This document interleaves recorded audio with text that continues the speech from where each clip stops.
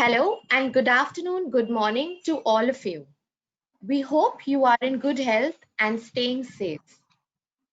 Dear listeners, all of you would be in listen-only mode.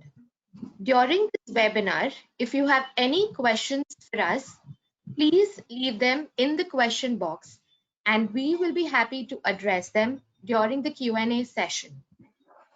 I would now like to invite Mr. Atul Parekh to proceed with the session. Good morning, ladies and gentlemen. Konnichiwa, yokoso. Honjitsu oisugashi naka o atsumari itadakimashite arigatou gozaimasu. Watashi wa Atul Parekh to moshimasu. 1976年から2016年の40年間、東京に在住、インドの商品及びサービス日本での市場開拓していました。パレーク社と伊藤忠グループの物流5弁事業を開花し、それのマネジメントコミュニティメンバーとして、インドに日系を支援しています。I am Atul Parekh, representing Itochu Parekh Integrated Services. I have lived in Japan for over 40 years and have been engaged in various market and trade development projects between India and Japan. After having initiated a 50-50 joint venture between the Parekh Group, Mumbai, and the Itochu Group, Tokyo, for pan-India supply chain and logistics solutions, I am now based in Gurgaon as a management committee member of the Itochu Parekh joint venture. It is indeed a privilege and pleasure to extend a very warm welcome to all of you from Japan, all across India, USA, Australia, and Dubai to this unique webinar. Diversify to differentiate. Think India, think next.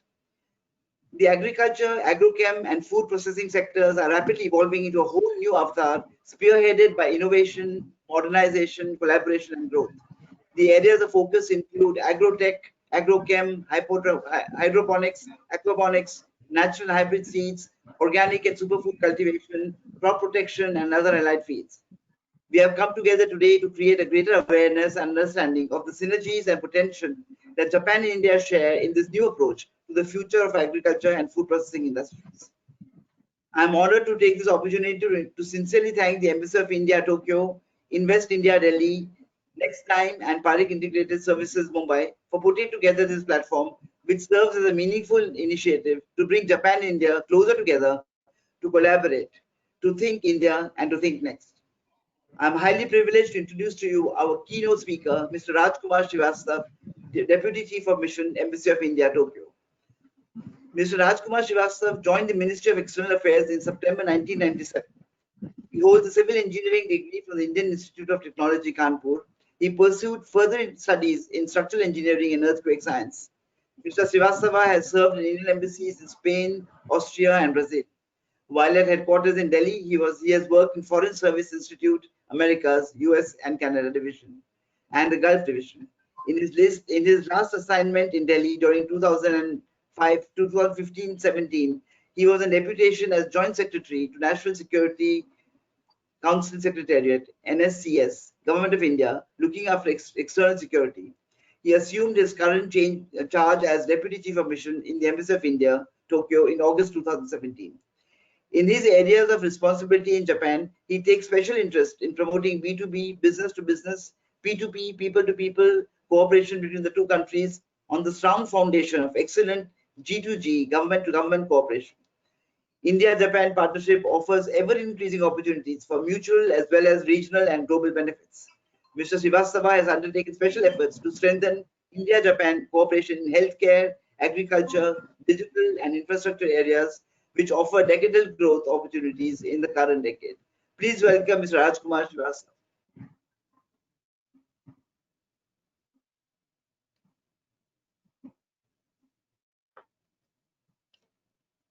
Mr. Srivastava.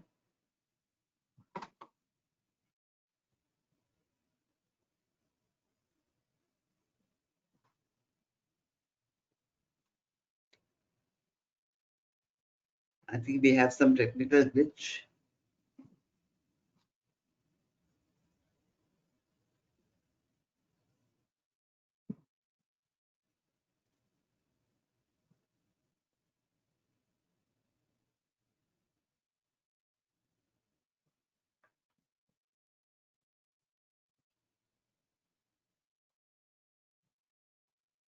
Can you hear us, Mr. Srivastava? Yes, I can hear you, but I think you cannot hear me. We can hear you as well. You can hear? Okay, then it's fine. Yes.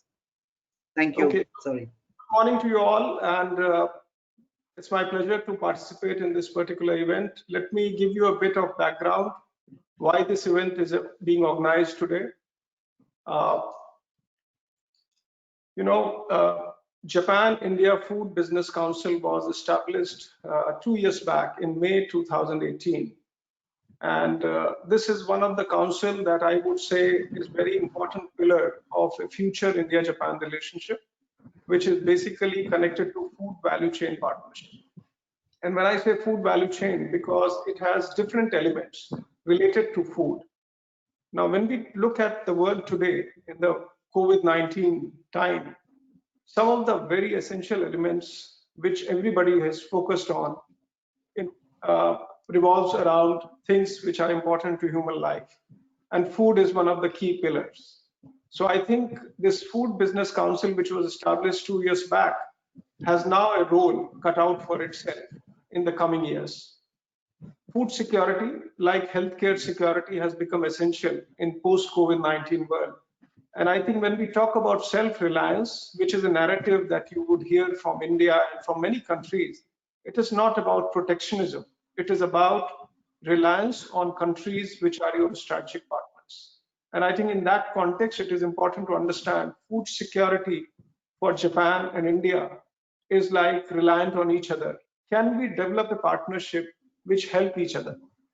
So there are a lot of good work that has already happened between India and Japan in this particular pillar.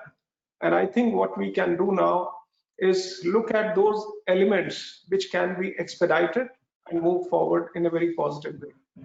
So my first proposal, so to say, is that Japan-India Food Business Council, of which some of the members are participating today in the presentations, should consider that expanding the membership to some of the Indian companies so that you can interact over the virtual platform more often. Secondly, Invest India, for example, has become a very important part of this journey of Japanese investment towards India, and they are also participating today in the presentations. I would urge that Invest India should also be invited to become part of JIFBC. In that sense, your meetings on a monthly basis can help on specific issues related to cooperation in this very important pillar. Thirdly, I would also thank that Hitachi is participating today. Raja-san is there from India, but working for the Agro and related verticals in Hitachi. Hitachi is doing very good work in many verticals, and I think agriculture is a new vertical in that sense, especially so the smart agriculture. And I think that's a very important area where Government of India is now very focused to bring out efficiency in our agriculture. So while there will be a presentation by Invest India on specifics about what new that has been done in the last few months to promote investment as well as opportunities for business in India in this sector, I would highlight few of them. For example, the current reforms by GOI are related to opening up of agri markets ecosystem across the country, which basically means that companies who are working from Japan already in India would have better field to do better business. For example, I've already mentioned about smart agriculture. So companies like Hitachi, Amnex Technologies, Suzuki Issei Cold Chain Logistics, Konoike, JFE, Itochu Parik-san is here, so he very well understands. This is very important area which will be opening up as we speak. Packaging and branding. Now, this is very important for the reverse trading. For example, a lot of products from India can be exported to Japan if we have better packaging and branding done. And I think in that, our partners would be Japanese companies themselves. So companies like Mitsui, Mitsubishi, Itochu, Sojitz, the big Sogo Shoshas as we call it, they need to think about establishing these food supply chains, which are ensuring surety of supply and quality of supply, so that the products which are already known to be good are up to the standards that Japanese market requires. So packaging and branding, the companies like Nissan Steel, Tanka Press, who are already making some inroads, should be now looking at making this corridor more strong. Convenience store like 7-Eleven has already some plans for Mumbai to start with. And I think that is very important because in India, you have to have those kind of convenience stores which provide the food from farm to market much easily accessible. And I think that's where a Japanese partnership is essential, and it's already happening, but I think we will see more momentum in that. Mindful eating and personalized nutrition. This is one area where I think Japanese companies like Kiyomura Corporation, the famous Sushi Zanmai, Koko Ichibanya of Mitsui, Zenso, the Sukiya chain, all these had very good plans. And I expect that as soon as we control COVID-19 by the vaccine that are in development, we should see more momentum. So probably 2021 will be very different from 2020. And I think that these kind of platforms like today, that we are exchanging some of these essential changes that are happening to each other in a very candid manner will help us develop this partnership better. This is only one of the first ones. I expect that many such things should happen, more so in a core group, so that the people who are participating benefit by these interactions. Thank you very much. Thank you, Mr. Srivastava, for those very interesting words and encouraging words that we have with for the industry over here. I would, of course, the entire chain of support and handholding being offered to investors from Japan involves a high level of strategic planning and execution to smoothen their entry and establish themselves in India. I would now like to introduce the organizer of this webinar, Next Time. Next Time is an employee-owned, independent, professionally managed organization with direct operations in the USA, India, and UAE. Harnessing their multifunctional capabilities and technological innovations from business consulting, business services, and professional services, they provide their customers with integrated solutions across the globe. I am pleased to introduce Mr. Manik Abbott, Director, Strategic Initiatives Management, Greenfield Market Research and Special Projects of Next Time. A chartered accountant by qualification, Manik is part of the consulting practice at Next Time. With over 9 years of experience in transaction and project management, he assists clients through the pre-investment phase, handling assignments related to the business setup and modeling advisory and Greenfield. He has served clients across industries, including automotive, ITs, pharmaceuticals, real estate, food and packaging, textile, and electronics. His experience also includes private and government land scouting, as well as obtaining industrial, labor, and commercial registrations. Currently, he's working as a virtual CFO for the Indian arm of a fast-growing German company in the pharmaceutical sector as well. He also brings the team his past managerial experience in the cost plus audit department of one of India's largest commercial real estate developers, DLF Limited, with capabilities in post-integration advisory. He was instrumental in providing end-to-end project management support to a leading US-based client, setting up a large manufacturing unit in Haryana. He has been involved with indirect taxation assignments and has prepared advanced and indirect tax annuals for leading companies. In the past, he has provided advisory on indirect taxation matters, including but not limited to conducting the due diligence investigations from an indirect tax perspective. With his vast experience and expertise, Manik will take us through the key aspects of doing business in India. Please welcome Mr. Manik Abbott. Thank you, Atul Bhai, for the kind words and elaborate introduction. Hello, good morning, good afternoon to everyone. Before I start, would like to mention to all our friends joining us here that the English version of the presentation is available in the handout section. Please feel free to download and refer same. In this part of the webinar, I will provide you all a brief overview on India, foreign direct investment regulations, deep diving into in food processing area, and a quick overview of some regulatory aspects, especially initiatives and incentives offered by the government of India, which can fast track your investments into India. Various factors, Nitin, can you move to the next slide? Various factors contributes to India positioning itself as one of the favorable business destinations. Liberalization of Indian regulatory framework has enhanced India's attractiveness as a destination for foreign investors. The reforms made it much easier for companies to do business in India. As the figures on the left demonstrate, it's impossible not to be impressed by India's share size. It firmly stands as the 5th largest and one of the fastest growing economies in the world. In all probability, India will be the third largest economy in the world by 2030. India's pool of natural resources and its geographical advantage also position it favorably as a springboard into Asia. This has been amplified by the pandemic as the need for geographical diversification is at the top of every business leader's mind. Additionally, India offers a highly proficient human capital base, 600 million, that is recognized for its skills, knowledge, and talent. Equally important is India's stable financial, judicial, and political environment, which provides comfort to the businesses that they can count on scalability and growth. India's focus on generating new foreign direct investment, or FDI, is supported by attractive government incentive schemes. One such incentive is to reduce the corporate tax for new manufacturing facilities to 15%. Naturally, this lowers the tax burden, but also enhances global competitiveness. Global leaders are leveraging these incentives. Walmart has invested over 22 billion through Flipkart and other ventures. Amazon over $10 billion. Facebook invested $6 billion. And very recently, Google announced investment of $4.5 billion through GeoMart deal, which was valued at $65 billion. All this surely shows India's attractiveness during and despite the current pandemic. Next slide, please. Moving from India opportunity to foreign direct investments, India has been one of the most favored FDI destinations for the companies globally. It is related from the fact that India was among the top 10 recipients of FDI in 2019. Indian government has time and again placed high importance on the manufacturing sector with a view to bolster industrialization and generate employment opportunities in the country.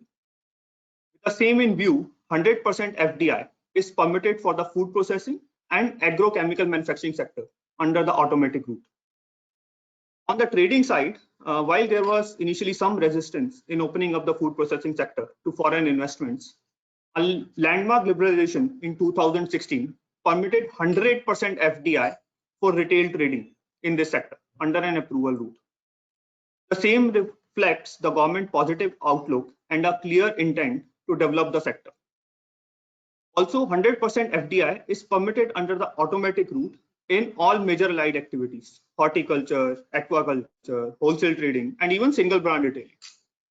With the government putting special emphasis on the growing food processing sector and putting it as one of the priority sectors, foreign investments in this sector have seen a steep increase, and it is expected that they will go even further. Next slide, please. Moving specific to opportunities in food processing sector, India currently ranks second in the world for food production. However, the processing percentage at an overall level are merely 10%. I repeat, only 10%. And for few segments, it goes down to 1 or 2% also. The fact about such low processing levels in itself shows a substantial potential for new technology enhanced market players, and needless to mention, it is backed by huge domestic consumption market. Moving to specifics, dairy market. The Indian dairy market is among the largest and fastest growing market in the world. India ranks first in milk production globally and accounts for 19% of the global market share. Despite the same, around 80% of the dairy and milk processing market is governed by unorganized sector in India. The industry needs significant infrastructure and capital infusion to bring a change in ecosystem and make it organized.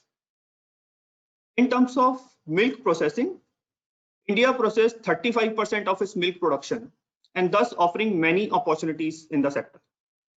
Apart from milk, revenue of the Indian dairy industry is generated from value-added products like butter, curd, paneer, ghee, cheese, yogurt, and the list goes on. Market of flavored milk drinks is on the rise, and as consumers are moving away from carbonated drinks and towards healthier options, we can see a steep rise in this segment shortly. Investments in technologies like bulk milk coolers can be encouraged to reduce time taken to collect milk. Very similar to dairy, even in the next subsector, India is among the largest producer of fresh vegetables globally. The diverse agricultural climatic zones in India make it a great location to grow a wide variety of fruits and green vegetables. India, because of its unique features, has a highly decentralized fruit and vegetable processing industry. The industry was valued at USD 204 million and it exhibited a production of 62,900 tons in 2019. Despite such high production levels, the processing levels were merely 2%, resulting in a lot of wastage.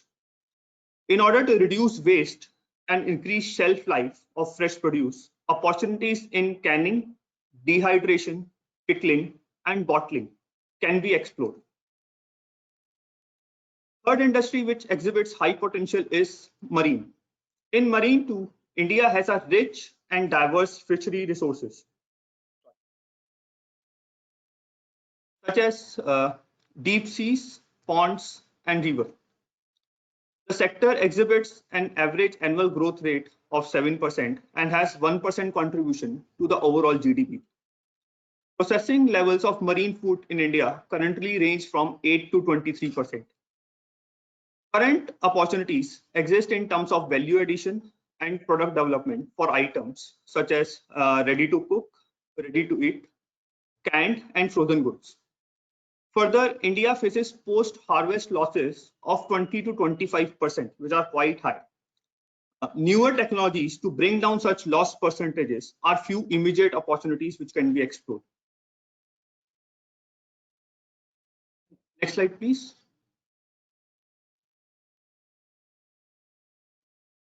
India is world's largest population of livestock and is currently the third largest egg producer in the world.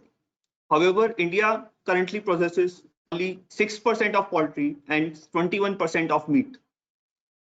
India currently showcases a rising demand for frozen and ready-to-eat products. Therefore, collaboration in value-added products, say Indian ethnic products or snacks, present vast opportunities. In recent years, meat traceability has become an important benchmark for quality assurance. India is looking for more technology-driven advancements to make value chain robust so that the traceability could be enhanced further. Next subsector is Indian food retail. This sector has seen a significant growth due to the evolving consumer preferences and increased convenience associated with the sector.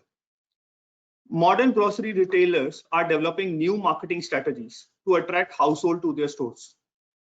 Due to evolving lifestyles and purchasing habits, more consumers are choosing to stop at modern retail stores like hypermarkets or supermarkets on a weekly or monthly basis instead of shopping at traditional grocers dailies. This developing pattern is encouraging modern retailers to expand their product range and invest in innovative product displays and other comforts to enhance the consumer shopping experience. Grocery marketplaces are improving their category margins by launching premium labels in organic and superfood categories. The demand for ready-to-eat products has increased significantly in the past few years, especially during the current pandemic. People are choosing convenient and safe food, and hence companies can explore opportunities to expand in this segment. Moving from food retail to cold chain, wastage in India is very high and is up around 40% loss of fresh produce. The cold chain is evolving, but still has a lot of scope for further growth. You can see on the slide the current number of pack houses, reefer vehicles available in India, which clearly highlights the vast Indian market. Domestic and foreign players are investing to take advantage of the current opportunity in the sector, and the same is taking fast pace due to the presence of various incentives which are linked to this sector. I will talk more about this incentives one later during the presentation. Lastly, today we have only covered few of the select sectors. However, supporting sectors, say upstream and downstream businesses like agri business, fertilizers, farm equipments, etc., also provide ample opportunities as they are directly linked to the growth of food processing sector as a whole. Next slide, please.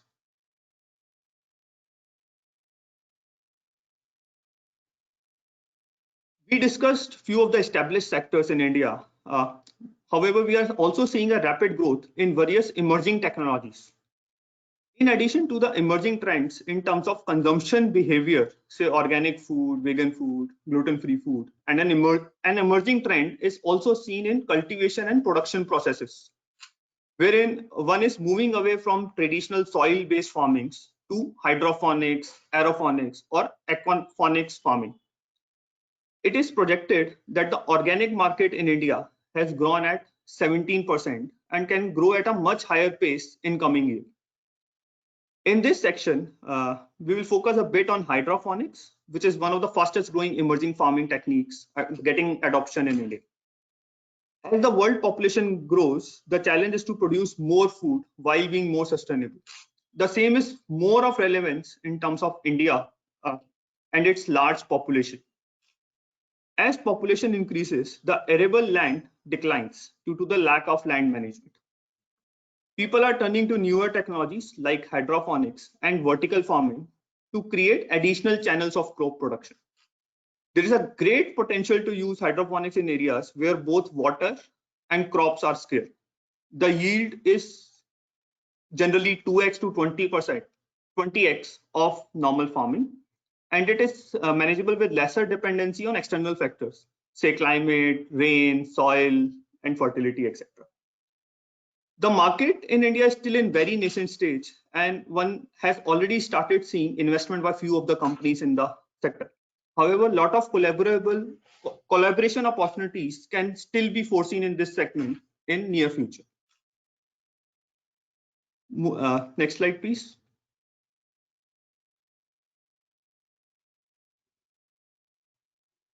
So we have heard a bit about the India opportunity till now. Now, in case someone wants to look at doing business in India, any foreign investor looking at doing business in India can look at different forms of entity options available and select the most suitable option based on his needs. In case business needs suggest to set up an entity in India, a foreign investor can set up a wholly owned subsidiary or identify a local Indian partner and incorporate a JV company, or incorporate a limited liability partnership, which is a new form of a structure in India. The investor can also incorporate a foreign company in the form of a branch office, license office, or a project office. Next slide, please.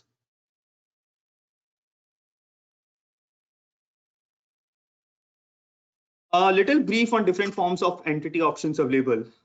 To start, in case of a private company, a minimum of 2 shareholders and 2 directors are required, of which one should be a resident director. Very similar to a private limited company, in case of a limited liability partnership too, a minimum of 2 designated partners are required, of which one should be resident Indian. Limited liability partnership is a new form of entity structure which provides both partnership firm and limited company and is fast gaining attraction among FDI. In both these structures, there are no restriction on conducting any form of operation. Of course, subject to the overall regulations relating to the FDI covered earlier.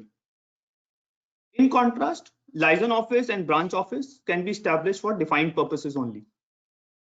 License office cannot undertake any commercial activity in India and can only act as a channel of communication between the head office and entities in India.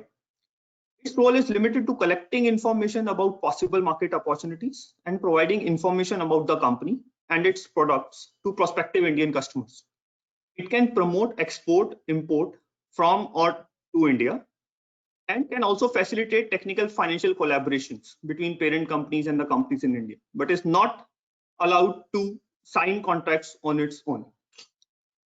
Branch office, the last of the options which we are discussing today, can be set up by our foreign companies in India. The permitted activities include export, import of goods, rendering professional consultancy services, research work, promoting technical or financial collaboration.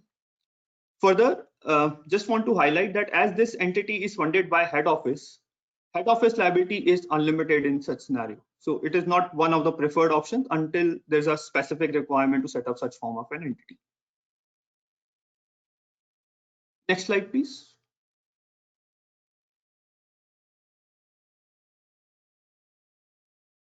On the taxation front, India has a federal tax regime where the federal government taxes the person entity on the income earned during the financial year, which is from April to March. For new companies setting up manufacturing operations, India has recently decreased the tax rate to 15% to make investments in this region more competitive. In case companies are not looking at availing benefits under the new scheme, the tax rate is 22% or 30%.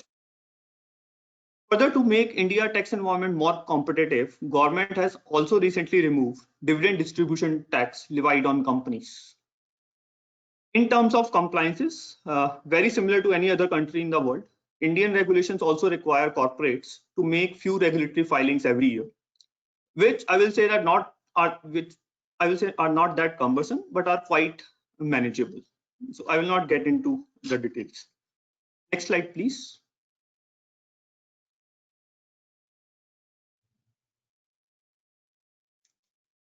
In July 2017, government implemented the much awaited goods and service tax in India, whereby all the different indirect taxes were summed into one tax, which is GST, thereby bringing one nation, one tax.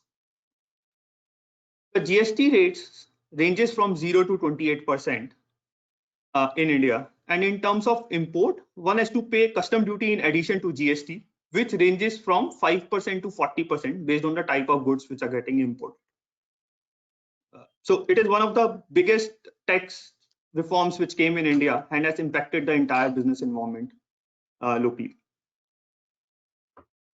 Next slide, please. Moving from the taxation to the initiatives and incentives offered by the government, food processing is a sunrise sector and also one of the focus sector in Make in India policy of the government. The government, through Ministry of Food Processing Industries, has introduced various schemes to strengthen the sector and also ensure efficient supply chain management from farm gate to retail outlet. The main objective of the schemes are doubling farmers' income, creating employment, reduce agriculture production wastage, and enhancing exports. The fiscal incentives offers a comprehensive package comprising of 8 schemes wherein incentives are provided based on activities undertaken.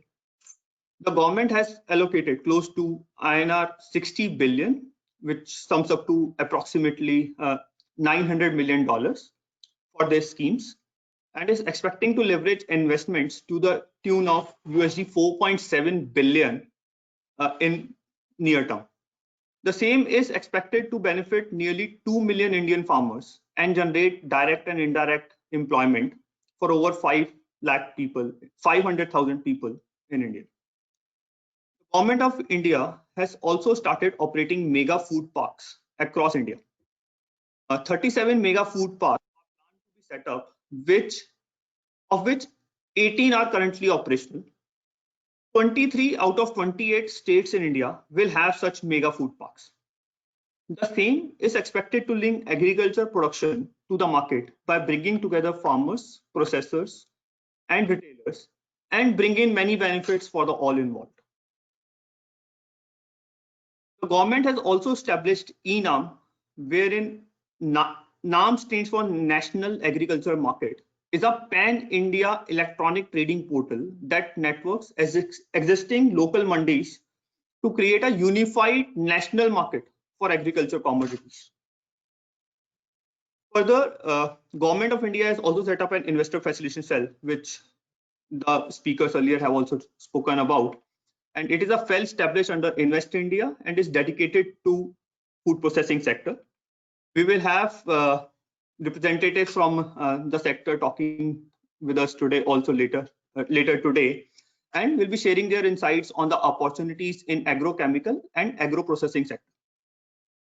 Lastly, PM announced amidst the pandemic the Atmanirbhar Bharat scheme, which is self-reliant India.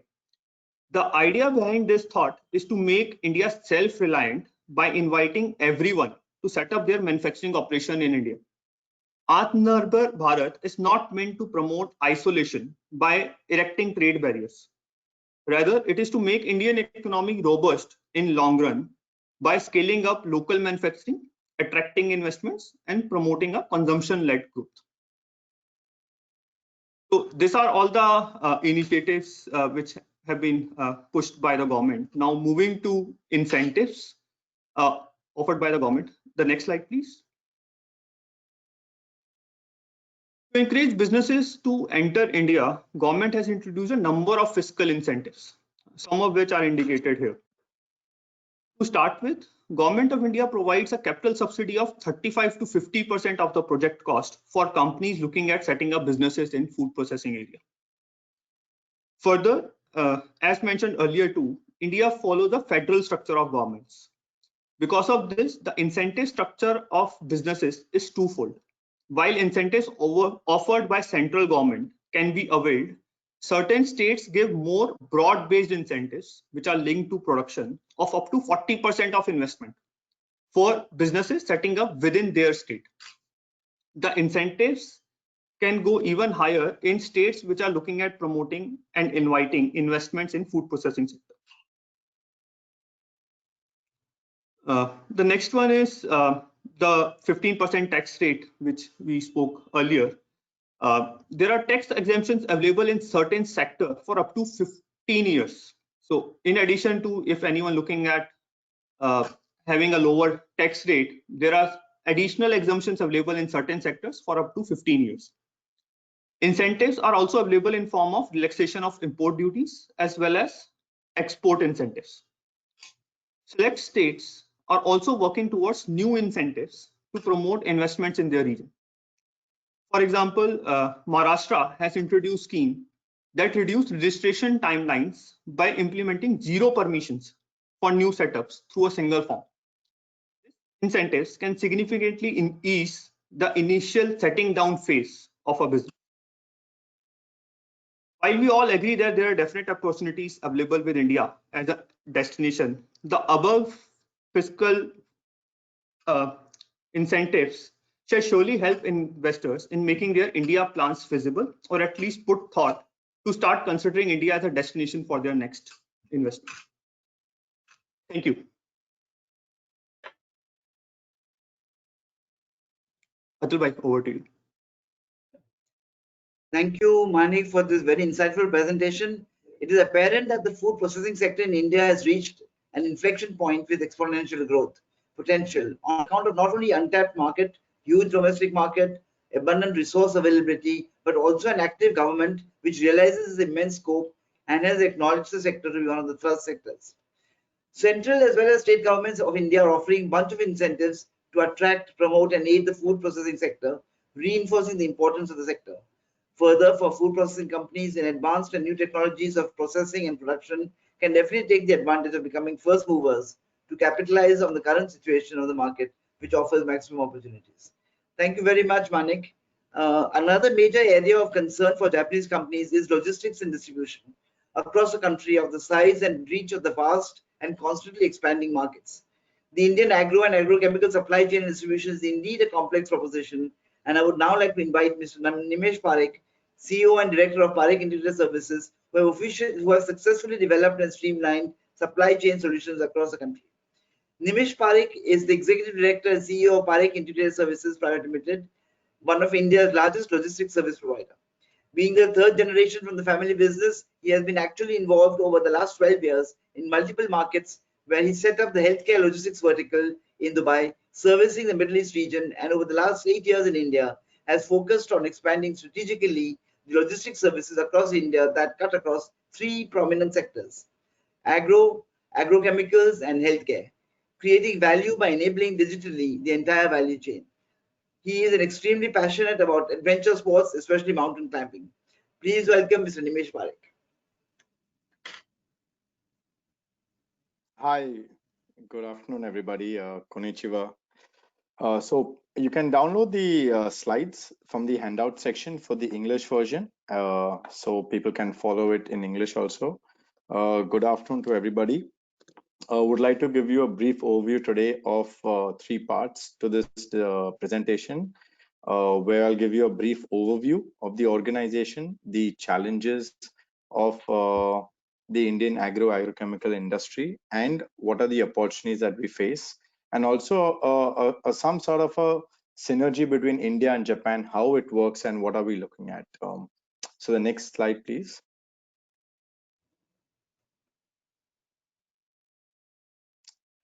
Can I have the next slide?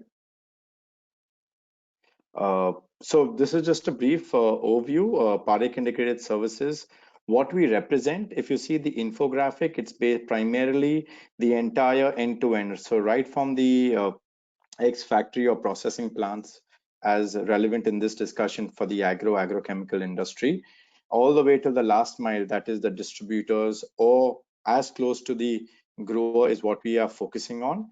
And as a logistics solution, we are focusing the entire supply chain, adding value at each segment and digitally enabling the entire process. Next slide. So just to give you a brief overview of the organization, it's an organization built over 3 decades. We've primarily grown over the last 36 years, spreading across 70 cities and representing more than 100 companies, engineered by approximately 3,000 team members. The overall size of the organization is around $2.1 billion, of which around 400 million is the agrochemical space, which I would be focusing on today.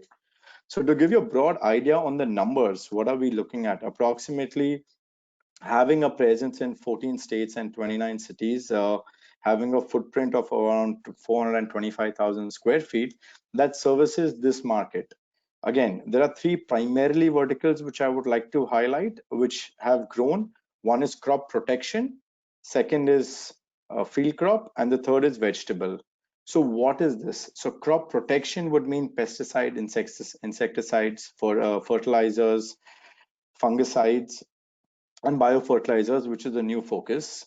Crop protection is primarily what is pre and post harvest, and the field crop is primarily into rice and corn, which is again hybrid seeds.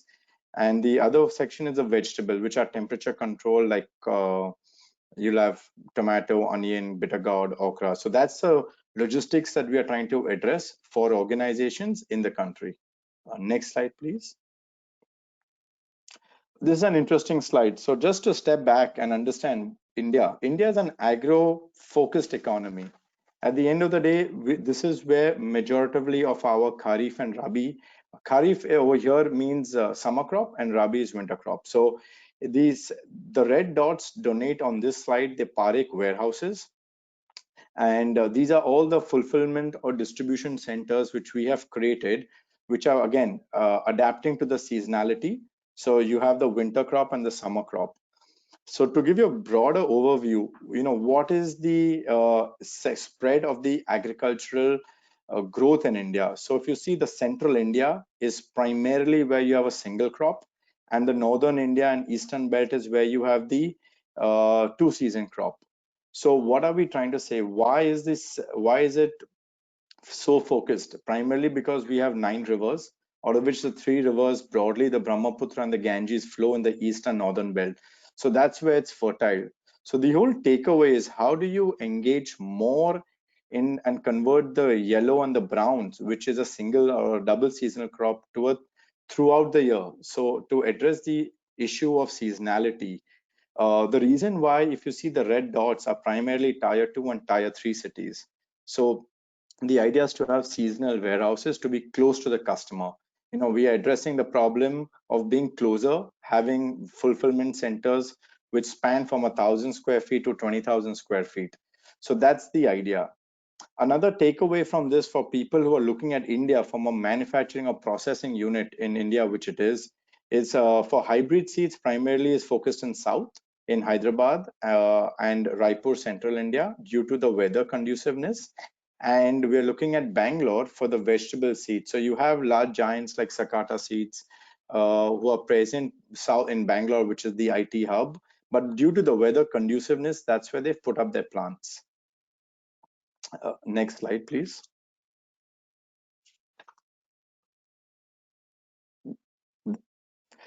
So to give you an overview of the warehouses, what do they look like? So this is a typical warehouse which we have across the country. And also if you see similar competitors that are there would have a similar kind of a warehouse. What we are trying to say is based on the product, the warehouses are a different scale and a different size. So just to give you a brief, what we are looking at on the first five are more of the crop protection. So typically you need certain licenses like the insecticide license, pesticide license, or on the right-hand corner where the bags are, you need a seed license. So we need to have the licensing, which is available on the government portal, and also the state laws, where each state has a different law which we need to adapt, which typically is now online and very seamless. But what we are trying to say, so we represent various organizations. To give you an example, Indian MNCs like Indophil, UPL, PI Industries, and a lot of MNCs like Syngenta, Bayer, Monsanto, they are more in the crop protection space, where we have bags, then we have drums, and we have cans. The field crop business is more where we represent PHI, which is a DuPont company, Monsanto, which is more into hybrid seeds or open pollinated seeds and hybrid seeds. Primarily, there are two kinds of seeds which go to the grower and the distributors in the value chain. And the large are the vegetable seeds, which are temperature controlled, which are primarily in 15 to 25, where we again represent companies like HM Claus, East West Seeds, and different MNCs across the country. Just to give you, and I think so, I'll rather give you a real life example in a minute. Typically, warehouse size is again temporary and non-temporary, and I would give you an example for this warehouse. So you take the cursor to the rightmost corner slide, which is a bagged cargo. It's a temporary warehouse which we put up in the season, winter season last year, where I was there in Purnia, Tier 3 city town. So typically volume, and the reason I'm trying to give you an example is to understand the challenges. So typically we have skilled and unskilled labor, which is again required during the season. So a warehouse like this on October 15th last year, we managed 700 tons of movement in a day. So that's almost a 24-hour work shift with almost 100 skilled and semi-skilled laborers. And then we have around 20% of the same equivalent as a blue collar. So the entire order to cash cycle is very shortened. So typically in a summer, you typically have a stock buildup from March coming into the warehouse.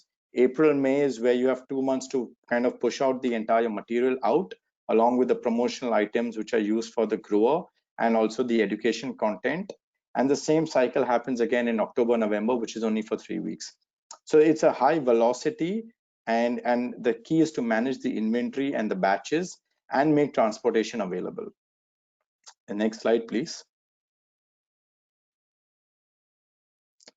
Just to give you a brief overview, a typical cycle. Now, what is a cycle? So typically a product or a seed, it starts from the nursery and then moves all the way. So I've given you different channel partners in different colors. And what we are trying to highlight is the journey, right from inception to the end user. So what from the processing plant, typically it moves, as I highlighted, pre-season to the warehouse, which is our circle of influence as Parekh, or there would be typically 20 to 30 different CFAs across the country that any organization would need at this point of time to be closer to the distributors and retail, who in turn will give it to the grower.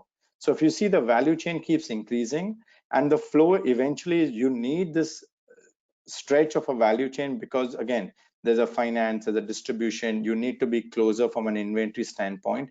But in times to come, we are trying to see how seamless can we make it from the processing plant to a large distributor, from a transportation optimization and handling, and also can the CFA or the warehousing organization go closer to the retail and closer to the grower. So the idea is to be closer to the market.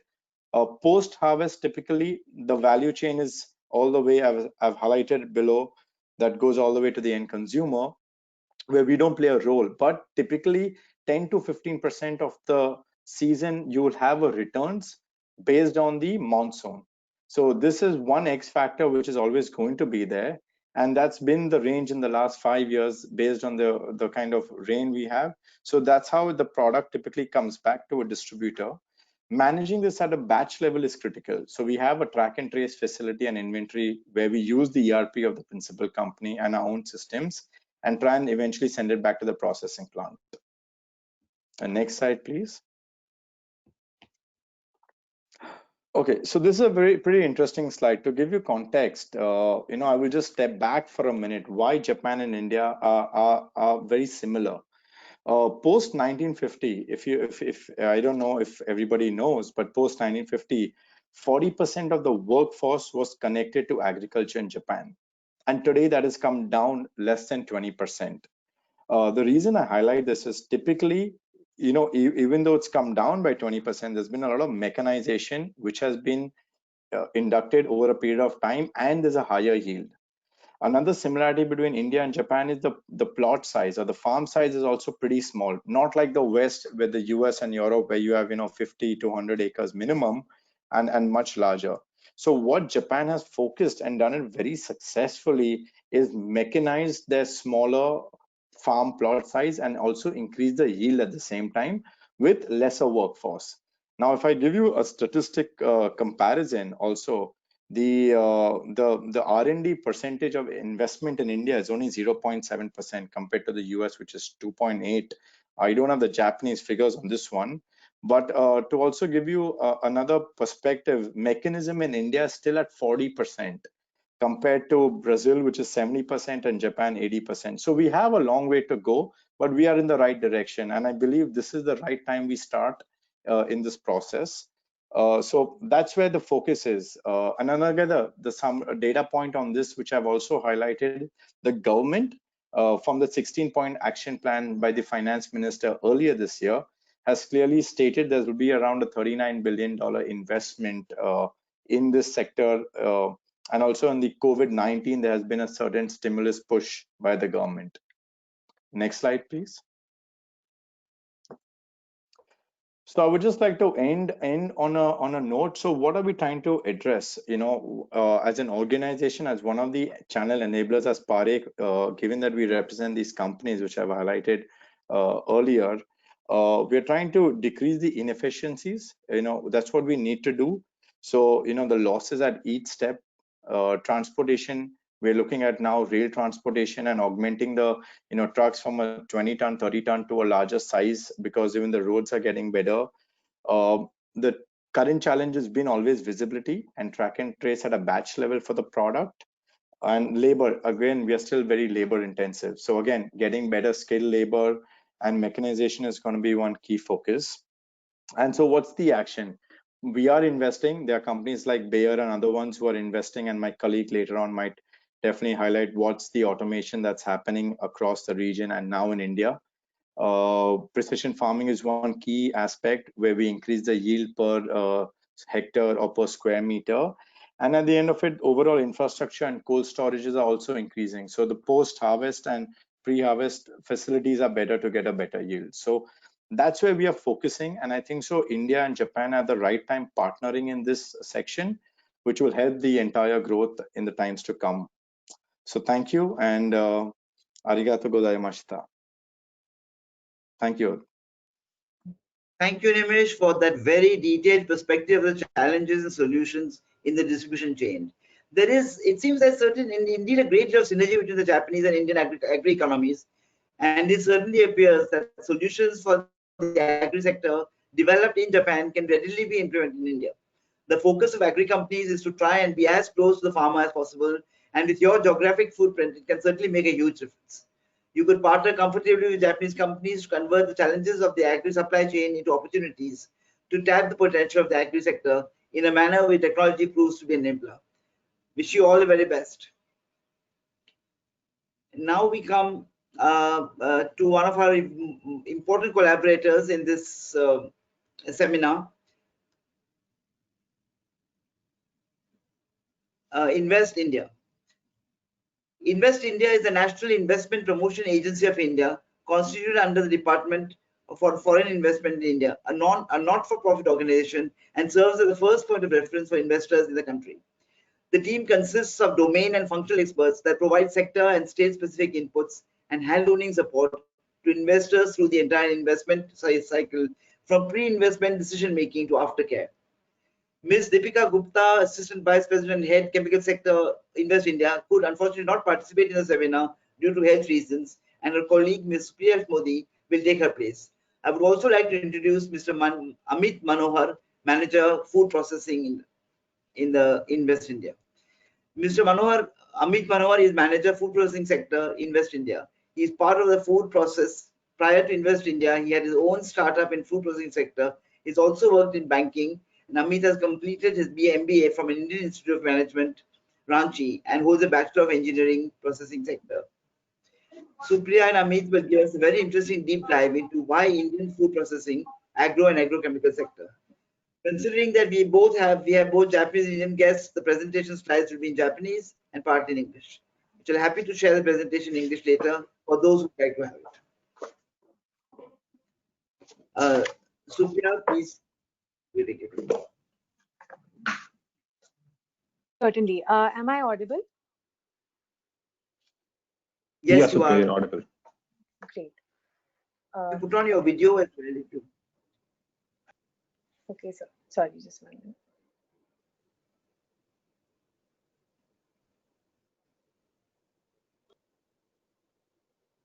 Mr. Atul, Supriya had certain technical challenges with the video, so she would just join through audio. Yeah, well. that's all right. Yes, please. Thanks so much. Great. So it's a pleasure to be here. And can we have the next slide, please?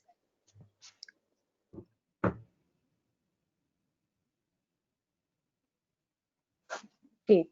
So India presents a great opportunity both for the chemical sector and for consumers overall. It is the 5th largest economy in the world right now and growing and expected to become the 3rd largest market by 2030.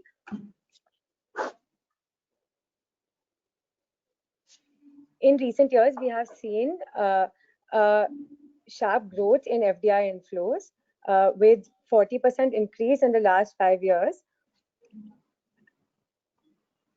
And as you can see, significant investments have come in from the likes of SoftBank, Kia, and other well-known names in the last few years. Next slide, please.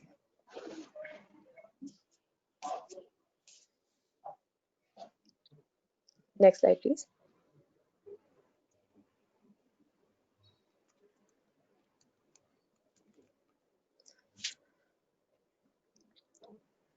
Great. So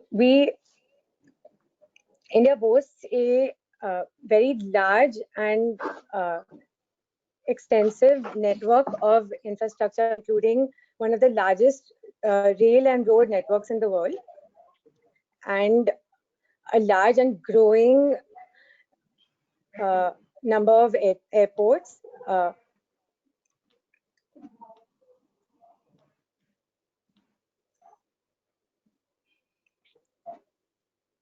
We have an extensive port network with over 173 shipping projects worth around 60 billion coming in this year.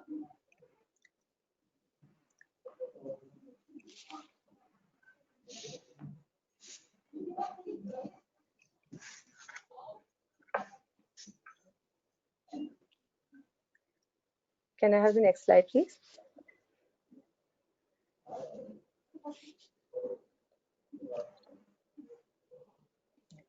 So there has been a marked effort from the Government of India in order to increase the ease of doing business in the country in the last few years.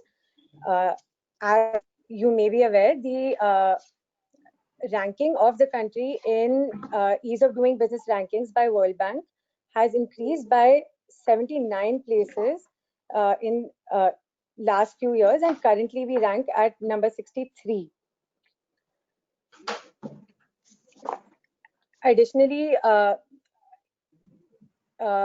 India's rank in the Innovation Index and in overall logistics performance is improving as well. and efforts continue in order to improve the ease of doing business in the country. Next slide, please.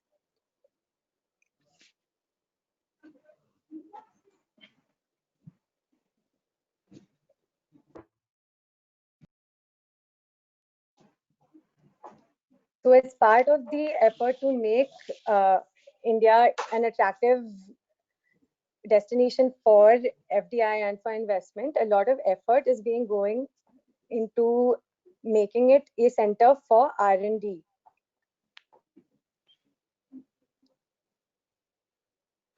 As you can see, we have major companies coming in with R&D initiatives, and companies like Samsung, Apple, and Google have been setting up their R&D facilities in India in order to further their innovative capabilities here.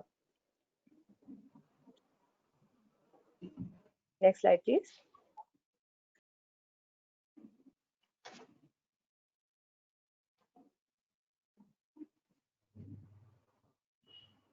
So as part of the ease of doing business efforts, and in order to encourage exports and FDI in the country, the government has introduced a new bonded warehousing policy, which allows manufacturers to bring in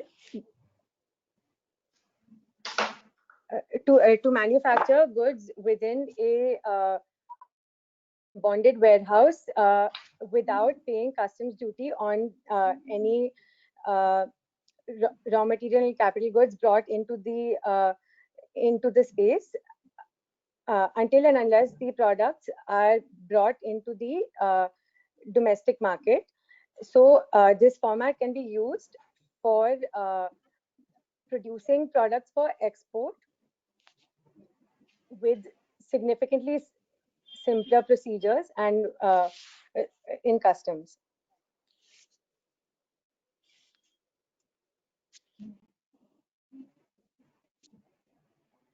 Next slide, please.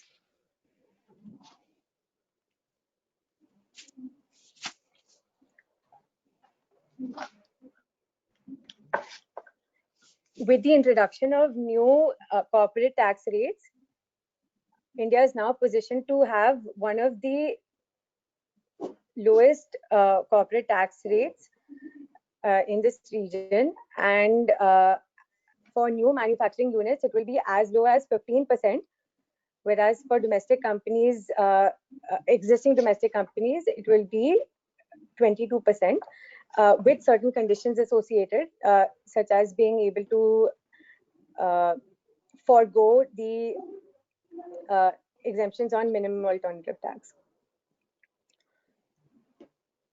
Next slide, please.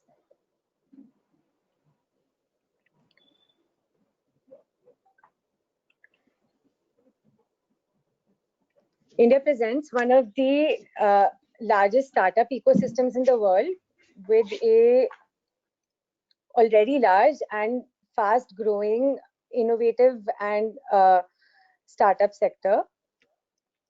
As you can see, there are certain clusters for startups growing in major Indian cities, with a particular importance given to Bangalore and Mumbai, which have been leading clusters for startups in the country.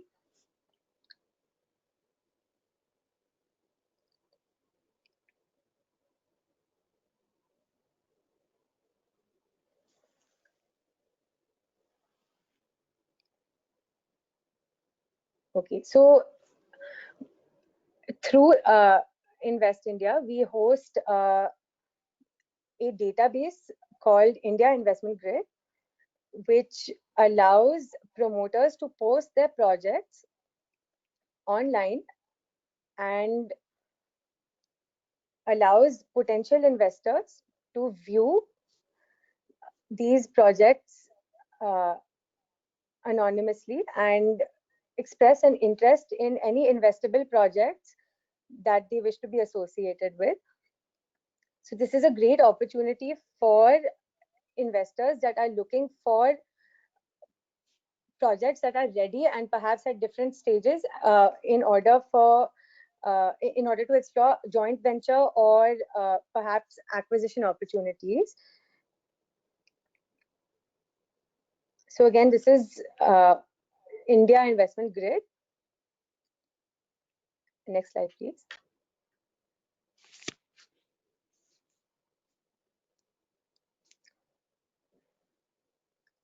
All right, so as a little bit of an introduction, Invest India is the National Investment Promotion Agency of the Government of India.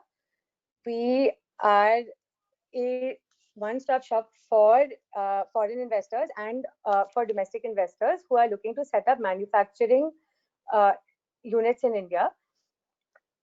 So any support that they require when entering the Indian market, right from initial research and understanding the Indian market and assessing any data that they require, all the way to assessing land options, to working with state governments and officials on the ground in order to get the project implemented, all the way down to any support and issue resolution that you require after your investment is on the ground. We are available to help with that.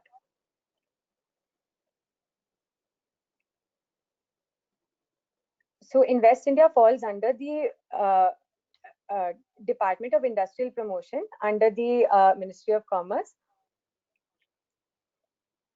And we have a dedicated Japan Plus team, which currently works with over 90 companies on an overall ticket value of 1.8 billion. And we are working closely with METI in order to ensure that we provide any Japanese investors that are interested in looking at the Indian market with end-to-end support. Next slide, please.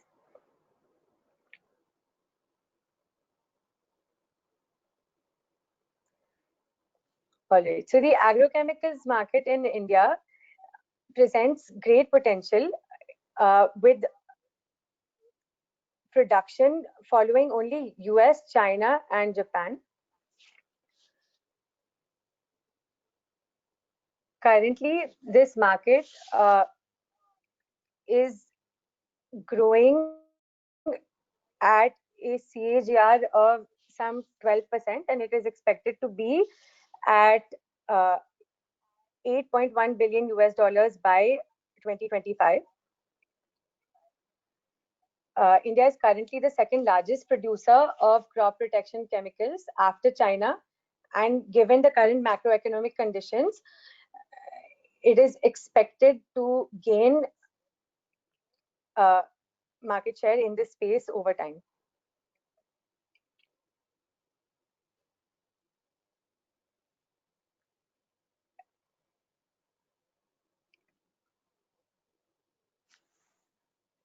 All right. Usage of agrochemicals in India is still quite low compared to the global average, and this presents a great opportunity for agrochemical companies to expand in this space.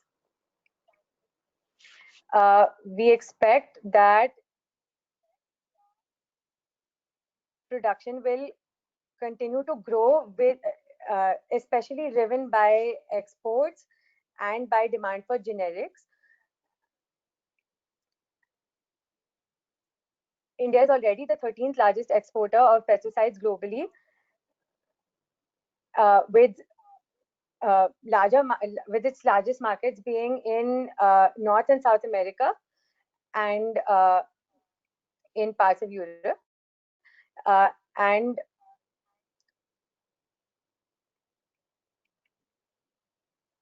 although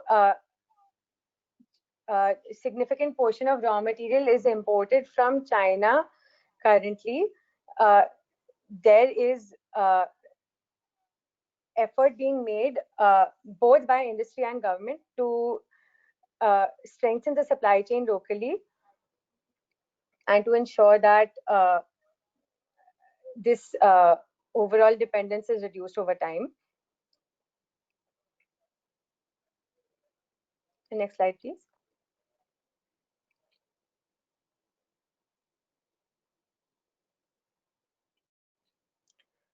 All right, so as you can see, the agrochemical sector in India is focused in specific regions, with Gujarat and Maharashtra being the largest chemical hubs and also the two most important states for production of agrochemicals. Andhra Pradesh and Telangana are also growing in this space.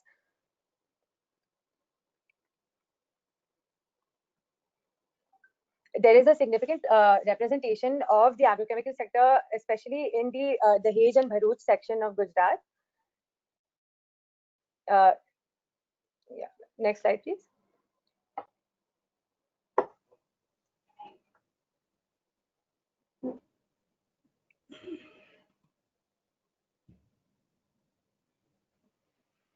All right, so the agrochemical sector currently is expected to be one of the faster growing spaces in chemicals, and that is due to a number of reasons. Firstly, with growing overall population and higher need for food security, as well as decreasing arable land in the country, the need for greater crop yields is increasing, and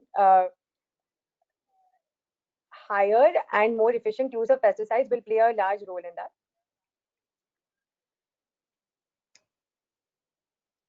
Additionally, due to the lower labor costs compared to competing nations, and due to the availability of skilled manpower in the chemical space, and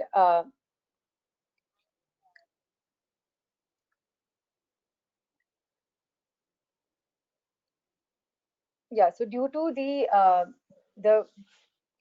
availability of affordable skilled labor, India continues to be a highly competitive destination for investors in this space.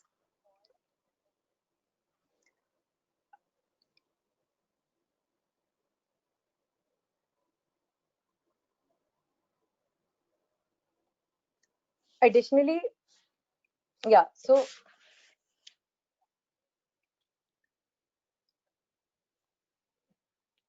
generics present a really important opportunity for the country, and with over $4 billion worth of pesticides expected to go off patent in this year, there is a large opportunity present to continue to develop generic molecules in the country. India is already among the top 10 exporters of generic agrochemicals and expected to get stronger in this space.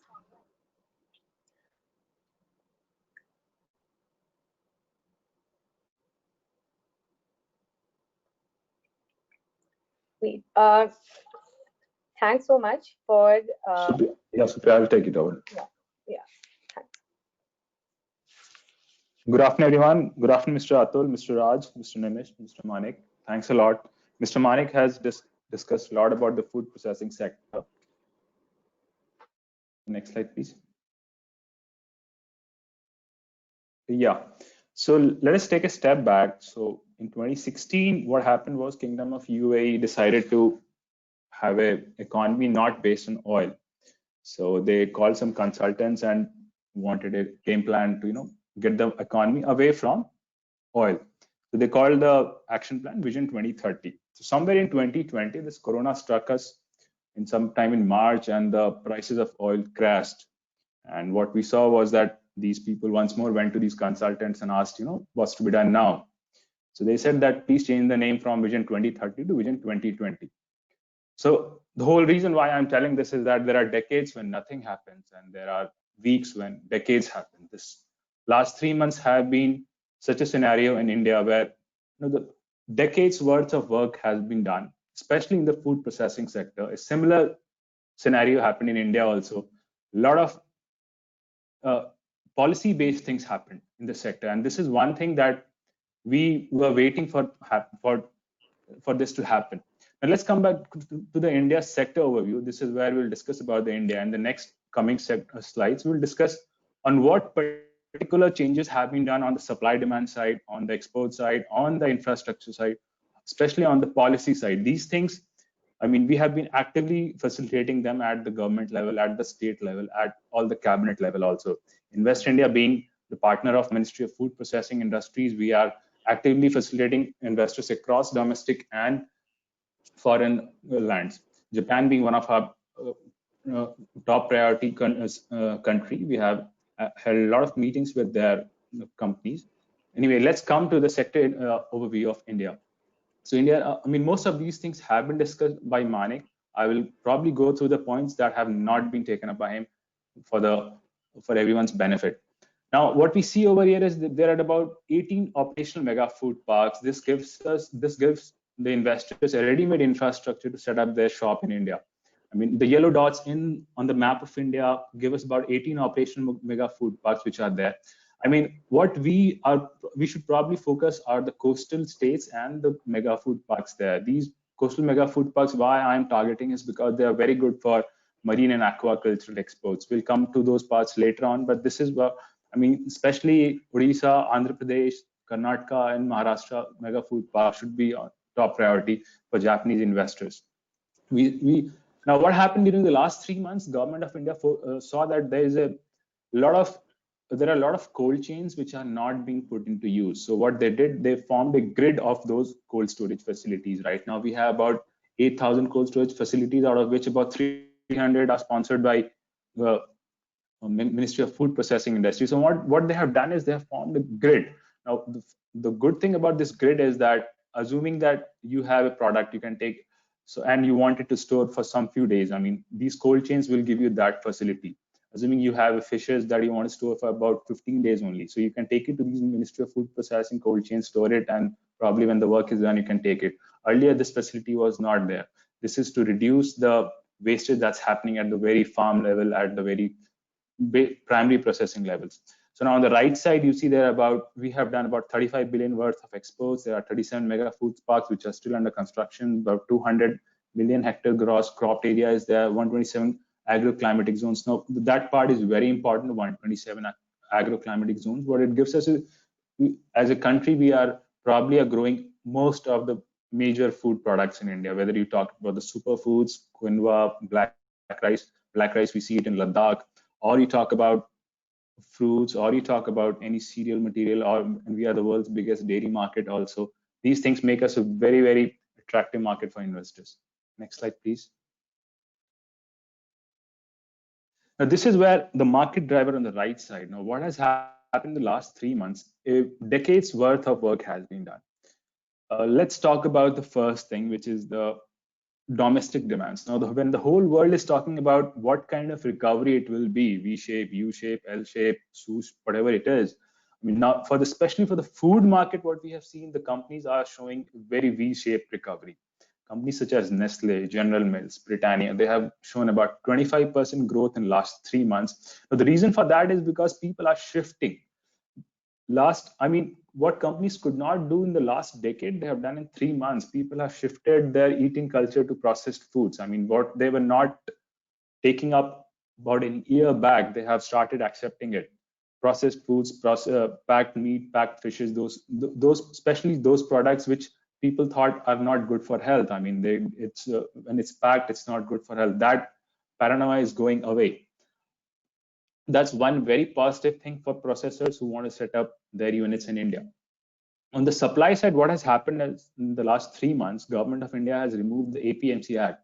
I mean, previously, if a company wanted to acquire produce from farmers, they could not do it. They had to do it through FPOs or some kind of cooperatives at the very village level. Now, I mean, a company which sets up its units in India can directly acquire it from farmers without any issue. This was a long sought demand of the investors in India. So that's why I'm saying a decades worth of work has been done in the last 3 months. We have become an export hub. Most of our produce right now in India are going to Southeastern countries, Japan and UAE. But for the last 3 months, what we have seen is this demand has grown, probably doubled. I mean, we are exporting more. I mean, our facilities have grown more. That's on the export side. Now, the last point, which is the convenience-seeking consumer behavior, what this corona has done for us, especially at a country level, is that people are moving towards packed food. I've discussed this before, and this is a very positive sign, especially for the food processing sector. I mean, as in India, the market grows, everyone probably grows in this whole thing. I mean, and with Japan as a priority country, we see that there are a lot of synergies there. In the next few slides, we'll talk about the synergies. This is a good time to enter India.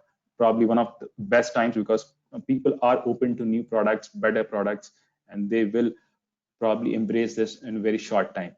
Now, on the left side, I mean, fruits and vegetables, poultry, marine milk, those are the processing levels. We have a lot of capacity unused in fruits and vegetables, marine and poultry, about 268%, which are very low. There are reasons for those being low, but let's not discuss that. Right now, what we are focusing on, there's a lot of potential in those sectors. I mean, marine is, government of India in the last month only came up with Pradhan Mantri Matsya Sampada Yojana, about 20,000 crores, which is about 3 billion worth of incentives and schemes will be given to farmers and processors. Poultry scheme, DHD, I mean, we have seen about 30,000 crore there also. Poultry and Agri, which is about 4 billion once again. Fruits and vegetable, Ministry of Food Processing is anyway giving about 1 billion worth of schemes there also. What we are seeing is there's a lot of push from government also, and all these things have happened in last 3 months, whether you're talking about the animal husbandry, whether you talk about the Agriculture Infrastructure Fund, whether you talk about the Ministry of Food Processing. They have also come up with a new scheme, FME scheme, formulation of micro enterprises, which is to help the farmer at the very root level. Now, when you help the farmer, they give you the produce and you can probably process it at your end. So these are the things which have happened in the last 3 months, one of the best times for food processors in India. We have some ancillary opportunities also. These are technology and equipment. There are capital companies which are producing capital equipments. R&D skill development is there. We have about 2-3 good institutes, NIFTEM and IFPT. Those are Ministry of Food Processing institutes. But apart from that, we have ICAR probably in every state, which specialize in R&D. Infrastructure developments are there. There's packaging material, machinery. A lot of opportunities are there, especially in the packaging material. There are a lot of innovations coming in these days now. People are moving away from plastics. That's where Japan can come in, give us some technology on how to move away from plastic to some kind of aluminum-based packaging. Now, what's happened this corona is that people are becoming more aware of their climate. People are becoming more aware of their environment more. So this gives us people who are good in R&D. Countries like Japan can give us those technology. Technology transfer is one thing that we are probably companies in India are looking forward to. Next slide, please. And this is one sector, marine and seafood. We'll talk about the synergies over here. Now, the first point on the left side, Japan, largest consumer for tuna fish globally. Now, what we have seen, especially in the tuna fish, it's a very staple product in European and American markets, probably a $1 tin can is there. There's a huge demand. I mean, there are processors in Southeast Asia who are not able to probably process this kind of demand. And this is where we come into picture. Please set up shop in India. I mean, gives us good step ahead. I mean, India can use its infrastructure to give you that kind of processing capacity. We have come up with the new schemes anyway. I mean, let's talk about Japan first. Third largest consumer for seafood is there. I mean, there's a consumer pattern is from shrimp, tuna, salmon, squid are the major top imports. Now, on India side, we see that's the second largest producer of fisheries in the world. Estimated production is about 690,000 million tons. Total exports is about 13.92 lakhs metric tons. Now, the good thing is what we've seen in the last line, which is that marine export from India to Japan is about 423 million. And the total export values probably is about 7 billion annually. So which is about, we are exporting about 5% annually to Japan. Now, this is one figure that we should work upon with Japanese processors. There are investment areas on the right side. You can see fishing harbors, landing centers. There are technological improvements can be done. We are actually moving into seaweed processing and brackish water farming. These are the things that we should work with Japanese companies. I mean, one of the major things that we see is that we don't have any cold chain for movement of products across India. That is where, I mean, Japanese investors can come and help the Indian companies in cold chain solutions. On the right side, we see that the reefer vans are not mostly suited for Indian conditions over here, because what we use is very inefficient way of moving. This is where I was there in one of the Japanese webinars. There was one technology where you used CO2 to maintain a temperature inside the reefer vans. Those things pretty much needed in India right now. Next slide, please. One more synergical sector is rice, pasta, and noodles. This is, I would probably count it amongst the ready-to-eat segment. Japan is the third largest packaged food market globally. One of the major agriculture produced in Japan includes rice. When you come to the India produces, I mean, a huge amount of rice, pasta. I mean, the market is growing, and India is also a huge producer of rice, although expected to be a 773 billion market by 2023. I mean, this is one sector which we see a lot of growth happening, about 16%. Investment areas, I mean, Japan can invest in areas of RT. I mean, directly, you can export it. You can use the India domestic market also. We have discussed about the cold chain earlier. I mean, this is a huge segment that provides a lot of opportunity. I mean, and one sector that we have seen is growing because of Corona. People are staying at home. People are investing in food that they can probably bring from the shop and eat at home. I mean, companies such as General Mills, one of the world's biggest bakery companies, they are growing about 20% monthly. That's one thing that we think that Japanese companies have a huge opportunity over here. Next slide, please. Poultry sector, once more, this is one sector which we have seen as growing tremendously. Companies, I mean, one of the major demand side from consumers is in the egg side. I mean, people are bringing a lot of eggs to eat these days. I mean, this is more of a eating habit change. I mean, people have moved. I mean, when you come to the synergies, we see that Japan is the largest importer of poultry products there. I mean, and India is the second largest poultry market globally. There are synergies there. Let's work out together. I mean, we have already some companies in India which are doing good job here. The export figures are there. Major export destination includes Japan for us also. I mean, on the right side, you see the major investment areas. I mean, where once more we talk about the same technologies that Japanese companies can help us with. In most of these things, I mean, India needs help right now, and this is where we would like to sit with Japanese companies, help them understand the market. I mean, we have companies who would want to have JV with Japanese companies. Good time for Japanese companies to enter India. Next slide, please. Now, this maps gives us about gives us a good idea of the cold chain infrastructure in India. Whether you see that about private sector has about 95% capacity amongst India. Now, the thing to know about India's cold chain, that's mostly used for potatoes in India. About 80 to 90% is used for potatoes, and that's one good side also, and the one bad side also is that we're not able to use it for other products. This is where we would like to take help from the countries which are using it very efficiently, and this is where we feel that got a huge potential also in coming times. Cold chain, I mean, if you can, why the processing levels are low or why the wastages are high, because cold chains are not able to actually work efficiently. This is one sector, a lot of help required, a lot of partnerships can be there. Next slide, please. These are the few companies that we are working with. I mean, we are in active touch with Yakult, Kagome, and Nissan in India. I mean, Invest India is facilitating them in some stage of their projects. I mean, these are on the left side. There are a few companies which we are seeing have shown active interest in India, which includes Oriental East, Nissan, Kameda, Mitsubishi, Ise Foods. I guess people from Ise Foods are there in the webinar today. I mean, thanks for showing interest in India. We are there for you to handhold for your journey in India. Next slide, please. I mean, these are the government initiatives and support.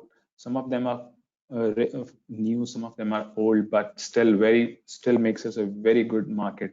On the 100% FDI, Manik has already discussed. I will these slides will go to you. You can discuss, come back to us and discuss. On the incentives part, I mean, we see that there were 280 million fund under NABARD, especially for units which set up, which are units which are set up in food parks and other designated food parks. You have income tax deduction, FME scheme. This is one new scheme which I was discussing. This Ministry of Food Processing scheme, which has been launched about a month back, 10,000 crores, which is about $1.5 billion given as incentive to farmers to move into organized sector. Now, when they move to organized sector, probably their product can be exported, can be used as a raw material for processing units. That's a good thing. I mean, that's one major policy change that we have seen from Ministry of Food Processing. On the right side, you have an old, not exactly an old, but a usual schemes which are there from Ministry of Food Processing. You have about 7 to 8 subheadings in those schemes, starting from setting up a mega food park, or an agro processing cluster, or setting up a cold chain, creation and expansion of food processing and preservation capacities, creation of backward and forwarded linkages, Operation Greens. Operation Greens is mostly focused towards non-wastage of products. This is one thing that Government of India realized last year, and the movement, I mean, initially it was only for three products, tomatoes, onions, and potatoes. Now during Corona times, it has moved. I mean, they have expanded it. That's what I'm saying. Decades worth of work has been done. Now it includes all the green vegetables.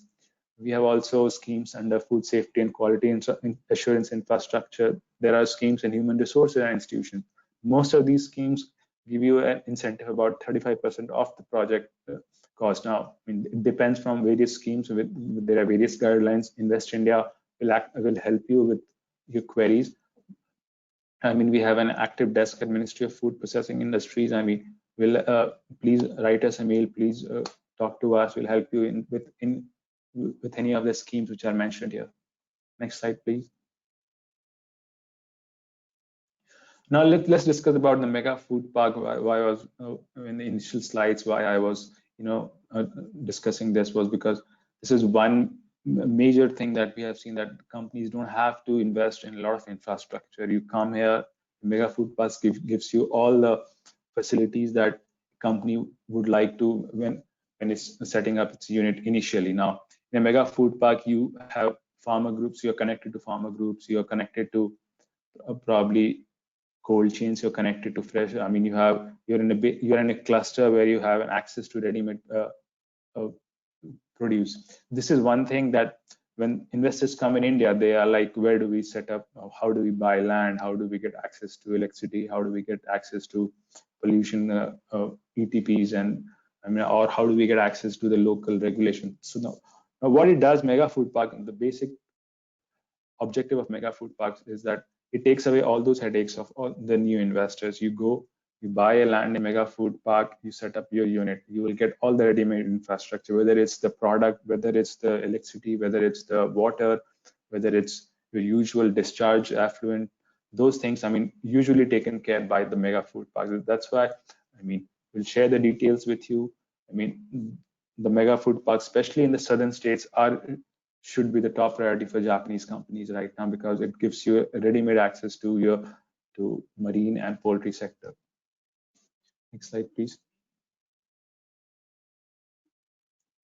Now, these are some Ministry of Food Processing assisted mega food parks and cold chain infrastructure in India. The details are there. It will be shared with you. They're about cold chain products on the right side. On the left side, you see which are the poultry sector, which are the marine fisheries sector. I mean, units are there. I mean, what we can do is we can connect you with them. You can talk to them. You can, if you want, you can have a JV with them. These are some of the top performing units of Ministry of Food Processing unit in India. Next slide, please.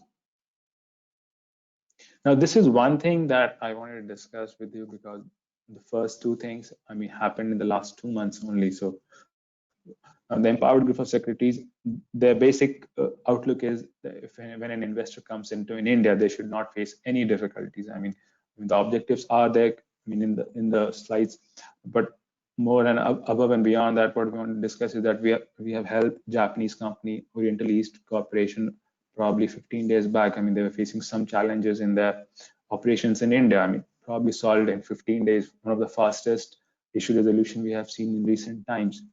project development cells. We'll Invest India has project development cells in most of the ministries. I mean, we'll help handhold all the investors across the journey in India, whether it's Ministry of Food Processing or any other ministry. This is one of the greatest things that have come out of Corona. I mean, investor is at the top of the whole chain. I mean, your voice is heard. I mean, these two things, empowered group of secretaries and project development cells, which we think that, I mean, would not have been possible about a decade back. Now you have a direct access to any ministry, and you want to set up your units, any infrastructure projects in India, we have a direct line with ministry.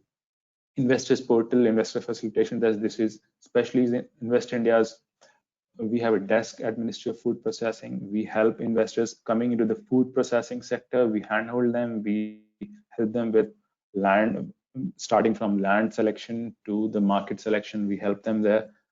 Nivesh Bandhu portal, it's there. I mean, you can have, it gives you a ready-made access to all the information that you can see in India. I mean, one great portal for investors. These are the few things that we do for investors. More than that, you're free. Please feel free to write to us. We'll help you.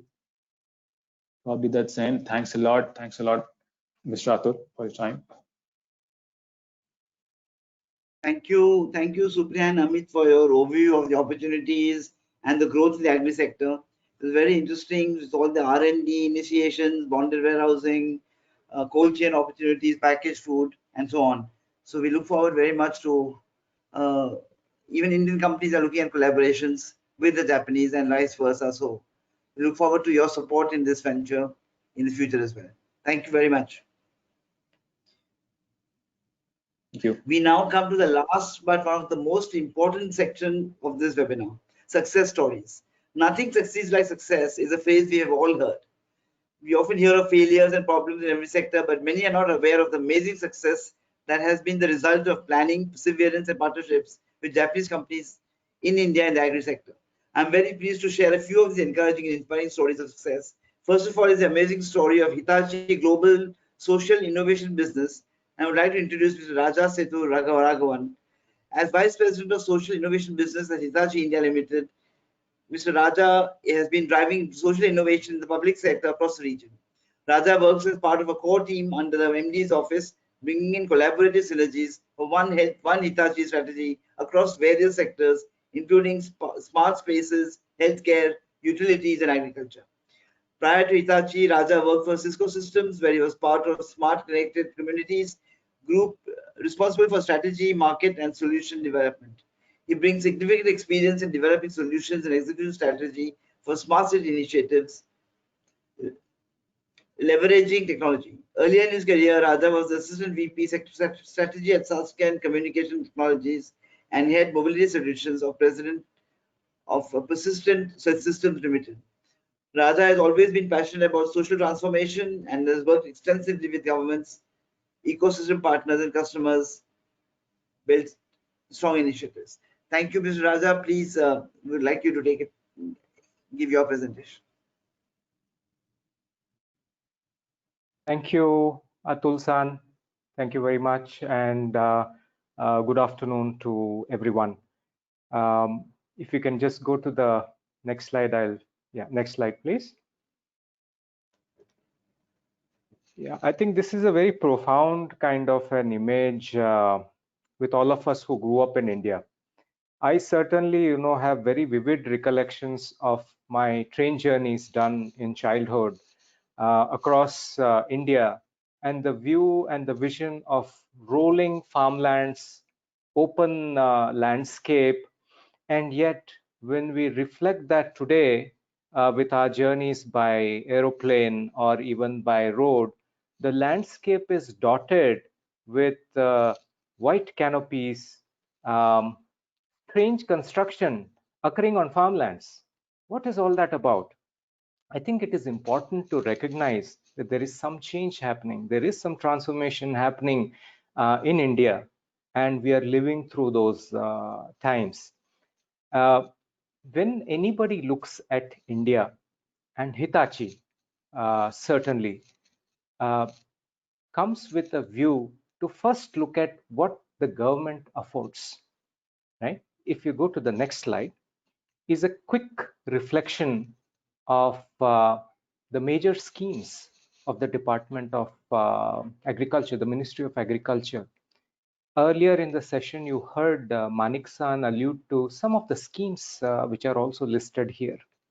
The reason why it is important to look through some of these schemes is twofold. One, you gain a comfort that the government has done everything possible to provide a solid foundation, a solid bedrock into which you can plug initiatives. This is important for the private sector to go and investigate where can I make an impact, because end of the day everyone desires some amount of institutional support and sustainability. Therefore it is important, and it is certainly important to Hitachi's way of doing it. Next slide please. So keeping this in backdrop, Hitachi through Hitachi MGRM net evolved a life cycle approach to look at agriculture. So whenever Hitachi takes a look at any initiative in the agri sector, it always tries to embrace a life cycle approach which is also modular enough. You see how the country is structured in terms of governance, all the way from a country level governance to the village block development level governance. It is important to visualize that span where you want to fit the initiative and where you want to drive the impact. So these are some of the important decision making factors that have influenced Hitachi's approach. Next slide please.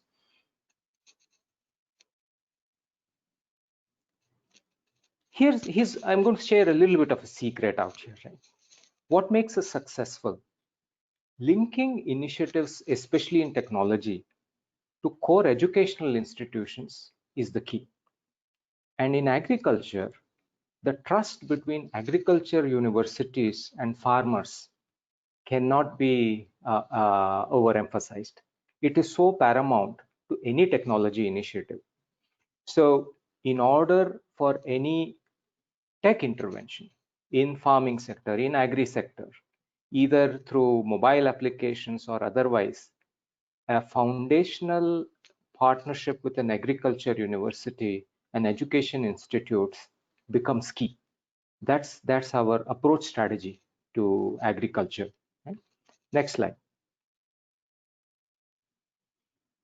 Now, given that there is a foundational framework established based on institutionalized schemes from the Government of India, based on strong partnerships with educational institutions, you are now able to deliver agri-clinic solutions in the hands of the farmer. We have seen several such initiatives. We have had our share of successes and failures. But what we have seen sustain is that when it is institutionalized, when it is formed on the bedrock of an educational partnership, the longevity and the sustainability and the trust between the farmer and the technology provider is far more robust, and it is worthwhile. So through Hitachi MGRM net, Hitachi is very keen to drive several of these initiatives across India, and we welcome partnerships from investors, from like-minded companies, Japanese companies, Indian companies alike. We can push the envelope, and that's the beauty of the agriculture space. The next slide actually talks about a new trend called precision farming.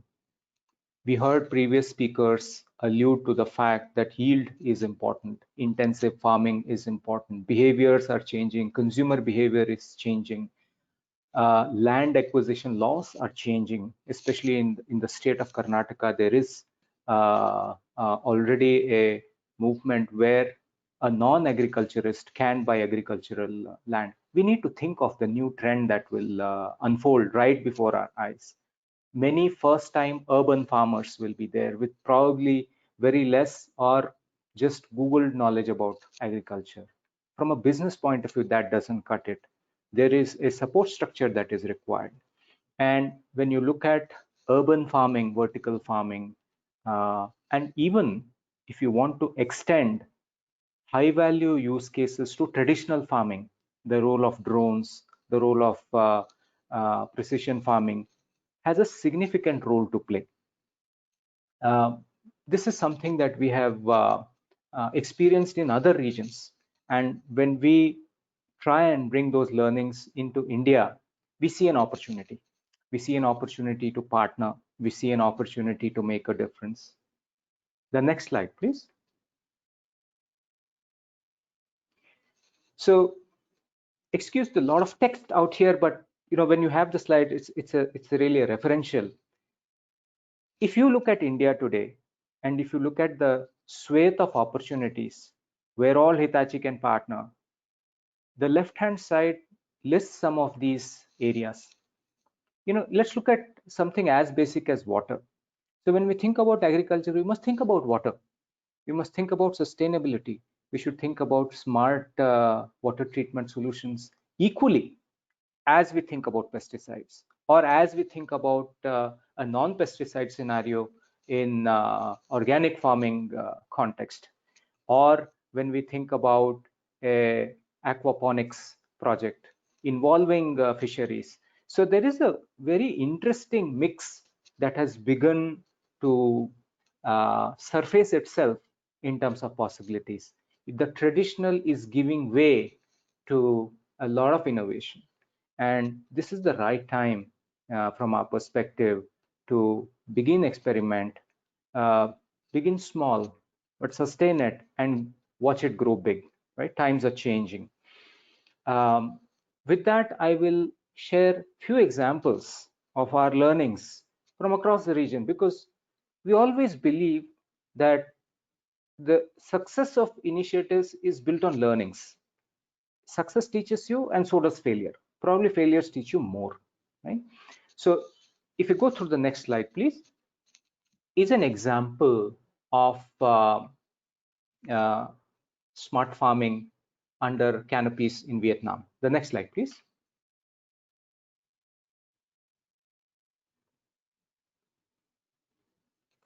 So I alluded to the white canopies that are now very, very commonplace in India. If you take the previous slide.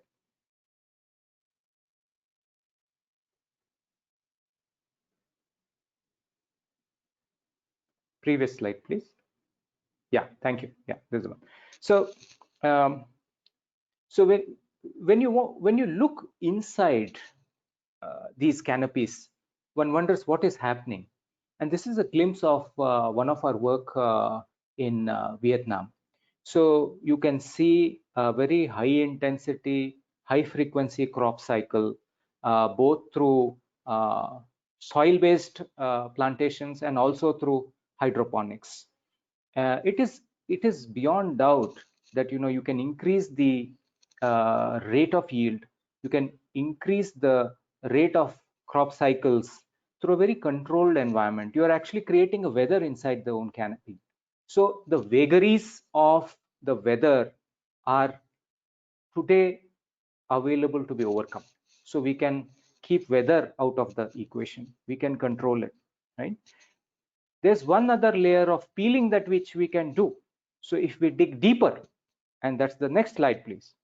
So if we dig deeper inside this, we then discover a lot of technology intervention that actually makes the magic happen.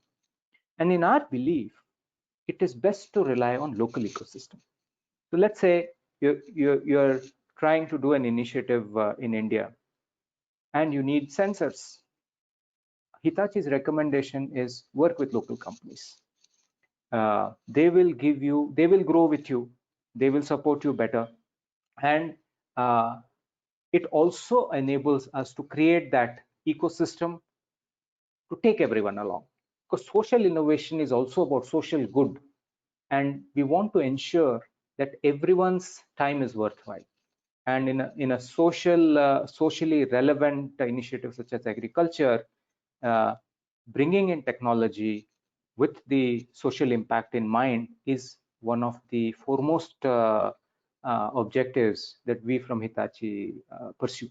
So we all need to get comfortable with this kind of an image of a farm, because this is driving change.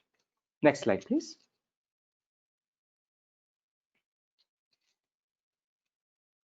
Sometime back, this used to appear as science fiction, saying, how could science predict yield? But we have examples, and in this case, examples from Malaysia, where a plantation actually asked Hitachi to predict yield ahead of time. This is pure data science. There is nothing agriculture about it, but it has a huge impact on the agricultural processes.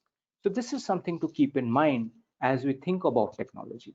Wherever we are doing controlled farming, yield production, yield prediction through data science, through data assimilation is impacting how you want to bring technology. So this has been an important learning for us. And accuracy models are only going to increase over time. So this is going to be an inescapable part of the agri sector going forward. Next slide, please. Closer home in Japan, 40% of the entire farmland in Hokkaido Island is managed through Hitachi Geomission Farm.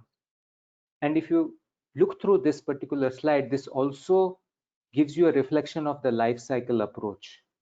Everything that the farmland needs has to come together in a very cohesive technology infrastructure. You need to have a way to manage your mobile field management system. You need to have a method to leverage satellite imagery. You need a method to plan fertilizers. You need a method to trace your raw materials. So all of these do become important as we all want to be responsible people when we get into these kind of initiatives. Next slide, please. From down under, meat and livestock. See, whatever we speak about in agriculture is very closely related to animal husbandry, fishing, meat and livestock, because the consumer today is more and more conscious about where is the supply chain coming from, and they're going leftward. Where is the feed coming from for the meat or the livestock, which is then getting into processed food supply chain and reaching our plate? So technologies like blockchain, technologies like feedlot management system, feedlot processor efficiency systems, they are really, they allow for technology intervention in a very nice way. And when done, it then changes the face of meat and livestock farming. The next slide, please. So here's my thesis and conclusion, right? If you think about agriculture, if you think about livestock, if you think about fisheries, all of this can come cohesively under a single technology infrastructure. We can call it whatever you want, but I really believe that we are ready. We are open for partnerships. We are open to discussing MOUs. We are open to discussing joint ventures, going after something big. We can start small, learn from each other, and really it's time to think India, think next. So with that, thank you very much. And I hand it back to Atul San for his summary. Thank you. Thank you. Thank you, Radha. That was really excellent, very inspiring, and it's amazing work that you're doing. We are running a bit short of time. We are running late in time right now. I'll proceed to the next one, and we hope that we can get questions later on this. Thank you so much. I would like to now introduce Mr. Hidea Iemura, Managing Director of KK Innovative Lab. Iemura-san, can you please take it up? Okay, good afternoon, everyone. Thank you for giving me this chance to make a presentation. The presentation will be given in Japanese because I'm not good in at English. After my talk, our staff will summarize it in English. Next page, please.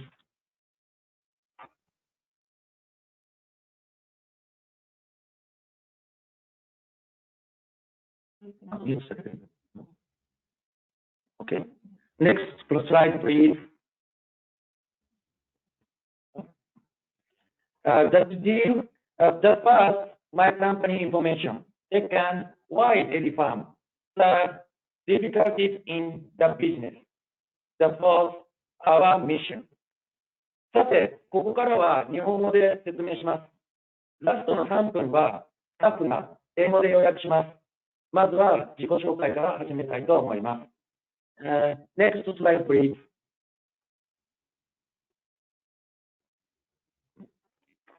私たちの会社、州イノベーティブラボは、日本のローカルエリア、宮城県名取市にあります。私たちは2019年の末に、日本の企業として初めて、インドに酪農法人を作りました。現地の名前は H2 ミルクファームです。H2 ミルクファームの株主は 90% が州イノベーティブラボ。残る 10% は私個人です。100% 日本からの FDI で設立しました。現在は地元の酪農家やテトロさん、そしてインベストインディアさんに様々なご支援をいただきながら牧場の建設を進めているところです。農村部で日本の技術を取り入れた酪農をこれからどんどん推進していきます。生産性を向上したインドのための酪農のロールモデルとなる牧場です。Next slide, please.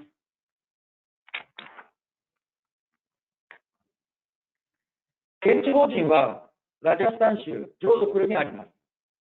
そして第1号の牧場はジョードプルの町からさらに南に80キロ、車で約1時間程度移動した農村部に開設しました。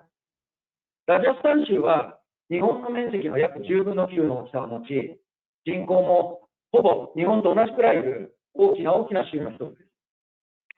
今後は僕たちはこの第1号の牧場を中心に、ラジャスタン州から1カ所で約100頭程度のコロニーをドミナント出店して50カ所ぐらい、つまり100頭の50カ所で約5000頭以上牛を増やしていく計画です。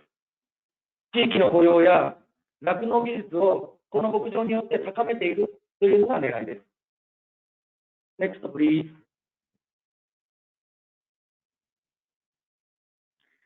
さて、なぜ酪農を選んだのかということを少しご説明します。私たちが酪農を始めたきっかけは、そもそもインドの学生が海を越え、日本の私の会社にインターンシップに来たことがきっかけでした。彼は私の会社に一度エンジニアとして就職しましたが、ある日私にこう言いました。Let's make a business with me in India. 彼の故郷には仕事が少ない。ですから何か事業をやりたい。こんなふうに僕に相談をしてきました。そこでいろいろ調査しました。当時はインターネットや書物だけでしたが、調べた結果、農業に大きなチャンスがある。こういうふうに僕は気づきました。食品需要が増えています。ここまでの皆さんの説明の通り、人口が増えている。そして中間層も増えている。ところが一方で、水産農業に従事する人が少しずつ減っています。ですから、ここにフードギャップが生まれる可能性が出ています。そこで日本の技術を使った酪農ビジネスがチャンスがある。こういうふうに僕は捉えました。Next slide, please. さらに、これからインドどうなっていくのか、少し考察しました。世界中で起こっている技術革新は、今のインドにおける数多くの社会的課題を解決していくと僕は思っています。むしろ、そこにビジネスチャンスがある、こう思います。それはもちろん農業分野であったり、酪農の分野であっても同じです。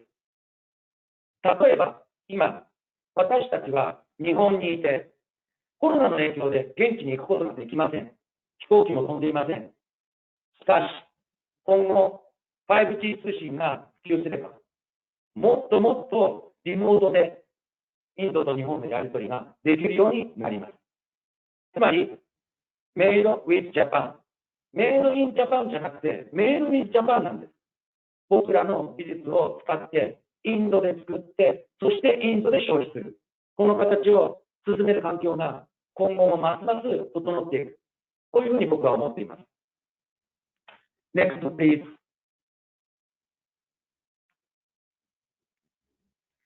次に、インドビジネスにおける注意点も少しお伝えしたいなと思っています。私たちの事業のプランニングは2018年からスタートしました。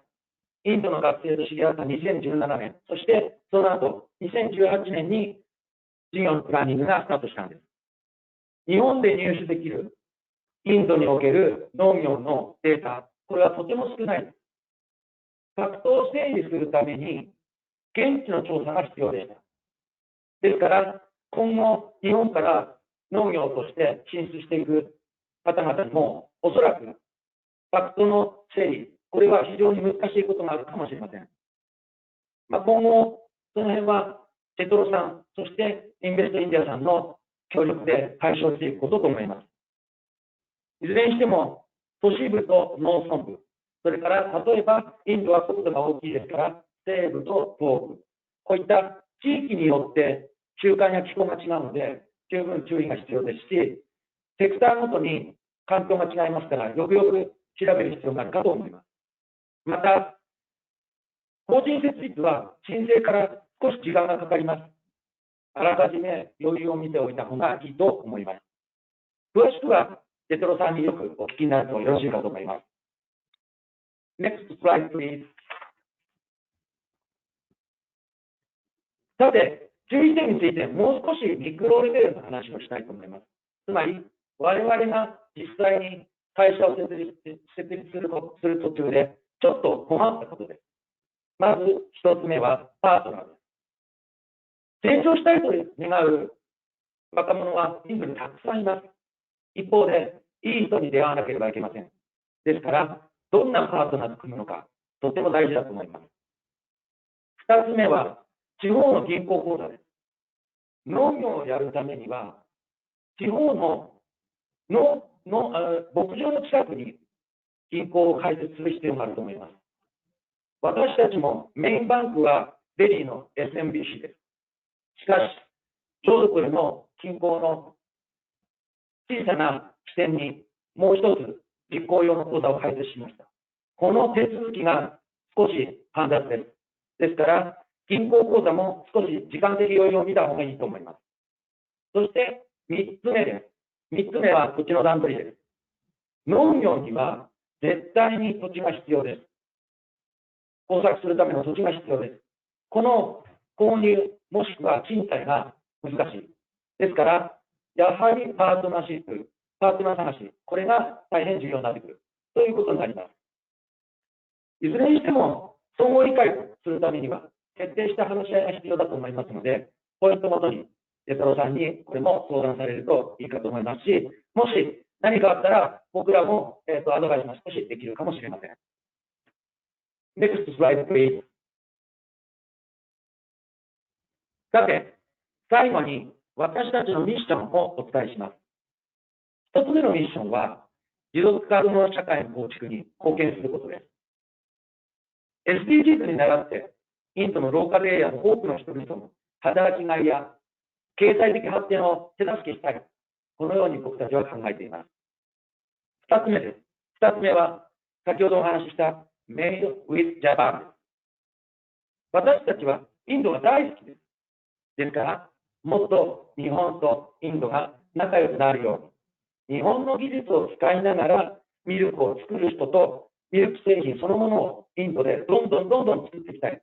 このように思っています。まずは数年後に100頭の牧場を50カ所以上実現することを目指して頑張りたいと思います。Thank you for your attention. Next, the staff of my company talk with you. Okay, so good afternoon, everyone. I'm Yvonne Cho, and I'm the Executive Managing Director of Sheer Innovative Lab. And I will briefly briefing up my CEO's presentation he just mentioned above. So I'm sorry, we are still, yes, we can still stay in this slide. And first of all, let me introduce to you our company in India. Our company in India is named H2 Milk Farm, and it is a milk farm located in Rajasthan. And it is a 100% Japan capital dairy farm. Our main purpose is to stimulate Indian dairy sector and also participate in globalization and SDGs goals. And our future goals in our 5 years milestone is to have 100 cows in 50 places, which means we will have, in the end, 5,000 farm colonies in whole Rajasthan. And we advocated the idea of made with Japan in India to both Indian and Japanese companies, which means that we expect a lot of opportunities in India. That is what our CEO has just explained, why we select our agriculture sector as our main focus. He mentioned several points. The most important point is that, as you have heard from the previous presenters, that India's population has been growing rapidly, while the populations in agriculture is actually decreasing. So, which means that the supply and the demand is in a heavily unbalanced. So that is a very big market chance for a Japanese company who already has a lot of know-how in agriculture area. They can have a lot of market chances to invest in India. And at the last part, he mentioned several difficulties, or to say that the keys for Japanese company to start up in India. First is that you have to pay a lot of attention in finding a reliable partner. We are very lucky to have a lot of help of local dairy farming communities to help with us. And we also have an Indian students. We have a long relationship who we can trust. But for a lot of Japanese companies, we have to select the partners you are going to work in India very carefully. Second, for many Japanese companies, the procedures of opening bank accounts or to establish companies in India might be a little bit complicated. This is not another difficulty we have faced before. Third is that the possessing land process is very difficult for a Japanese company, because in Japan, you have many rules to possessing land. But in India, actually the possession of land is a bit ambiguous. So for these 3 points, how to solve this, how to get a solution, is that you have to work very closely to Judicial, to Japanese government organizations, and also with Invest India, which is India's government organizations. They provide a lot of help, and they will provide a lot of advice for Japanese companies to invest in India. So our dream is that more and more Japanese are getting interest in India and trying to invest in India, so we can reach our goal of made with Japan in India. Thank you. Thank you very much. Thank you, Emuna-san. That was very nice of you and very encouraging, and look forward to more interaction with you in the future. And we are running a bit short, we are running late, and I'm very sorry for the delay, but I would like to now request the last success story of a very interesting project of Mr. Shintaro Sukaguchi of the Issei Suzuki X. Sukaguchi-san, if you could please take it from here. Thank you very much.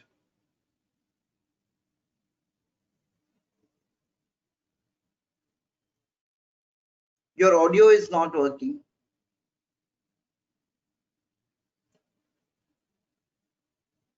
We cannot hear you, Sukaguchi-san. Kikoe nai desu kedo mo. Sorry. Can you hear me? Yes, thank you. Yeah. So thank you for today. Provide a good opportunity to explain our company. So in this presentation today, I will explain the presentation by Japanese only, and finally I will provide the short summary of this presentation by English. So next slide, please. So from now on, I will explain by Japanese from here. 本日は過分なご報告の機会を頂戴しまして誠にありがとうございます。ご紹介いただきました伊勢鈴木エッグインディア生産及び製造部門の担当者の塚越と申します。本日ですがご覧いただいております該当スライドのアジェンダに従いましてそれぞれ、伊勢食品の概要、海外での取り組み、当社の目指すインドでの事業、本年度のインド事業の取り組み、最後に日清フードビジネス協議会についてただいまより簡単にではございますが関連した内容についてご報告差し上げます。Next slide please. Next please. Next slide please.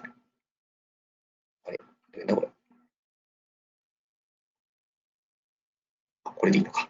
弊社の創業は、1912年、伊勢食品グループは創業より100年を超え、鶏卵のノウハウを培ってまいりました国内最大シェアの鶏卵サプライヤーとなります。Next slide please.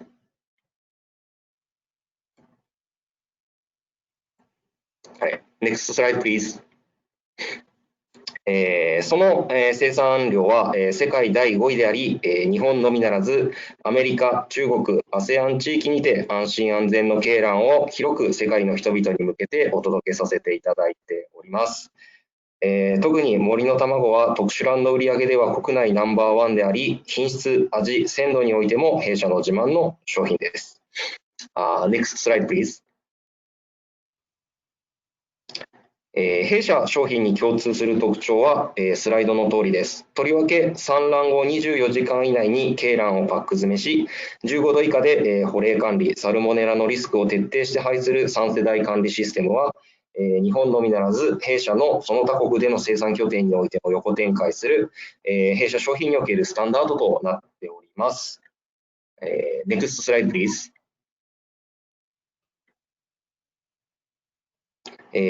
参考までに各国における弊社取り組み地域です。伊勢食品グループはアメリカ、中国、そして ASEAN へと、その生産拠点を年々拡大しており、2017年よりインドにおいて弊社商品を生産・販売するべく事業計画を推進しております。Next slide please. 弊社は2017年に開催されたワールドフードインディア2017に参加し、それをきっかけにインドへの本格的な参入を決定しました。Next slide please.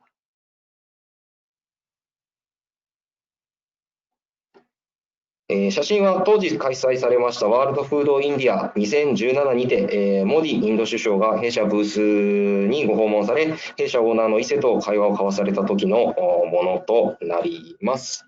Next slide please. 翌年2018年の9月末日に、日本のスズキモーターコーポレーション様との合弁により、伊勢鈴木エッグインディアが創設され、伊勢鈴木エッグインディアが、伊勢食品グループのオペレーション会社となり、インド事業を推進する運びとなりました。Next slide please. 翌年、伊勢鈴木エッグインディアにて、河野池運輸様と合同にて農林水産省事業化可能性調査支援事業によって鶏卵の輸送実験を実施しております。インドにおける鶏卵の冷蔵輸送実験を行いました。スライドはその際の様子となります。計2回の思想実験を行っており、インドにおいても破損率、鮮度において日本の水準と遜色のないクオリティにて、鶏卵を輸送可能との試験結果となりました。Next slide please.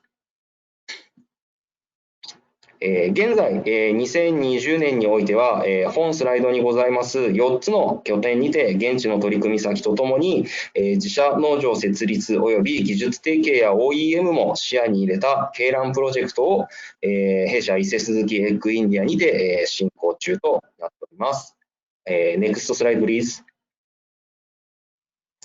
現在はデリー NCR 地域にて自社農場と工場の建設を目指しマーケットリサーチを実施している最中です。本計画では、自社、成形30万羽の成形農場と、洗卵及び洗浄の設備を兼ね揃えた、工場の導入を目指しております。Next slide, please. で、こちらが、その工場を設立した場合の、イメージ図となっております。合わせて自社農場工場の計画を実施するために、パイロットプラントとして現地サプライヤーとの技術提携による1日あたり1万粒の OEM 製品の生産と販売を同時並行で展開する予定となっております。Next slide, please.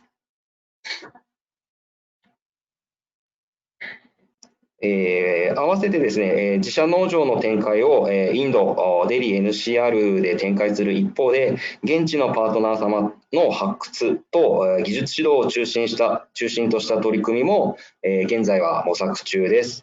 弊社の培ってきた養鶏のノウハウをインドにて転用し、現地の養鶏家の生産性の向上に努めていきたいと思っています。Next slide, please. また、日本においても、伊勢食品は日印フードビジネス協議会を設立し、官民同々でインドにおける生鮮食品や農産物加工食品の流通インフラを改善支援する活動を行っております。ご興味のある方は、こちら、弊社インド事業活動の内容や、インド事業参入のお話などを知ることが可能となっております。So, final slide, please. Yeah, next. Next slide, please. 以上、簡単なご報告ではございましたが、弊社からの発表を終わらせていただきます。ご清聴いただきましてありがとうございました。Thank you for your time and attention. So in this web seminar, I told to audience to the brief introduction of ISE Foods Group and the business activity of Indian project records and the future vision. We, ISE Food, are the largest egg supplier in Japan.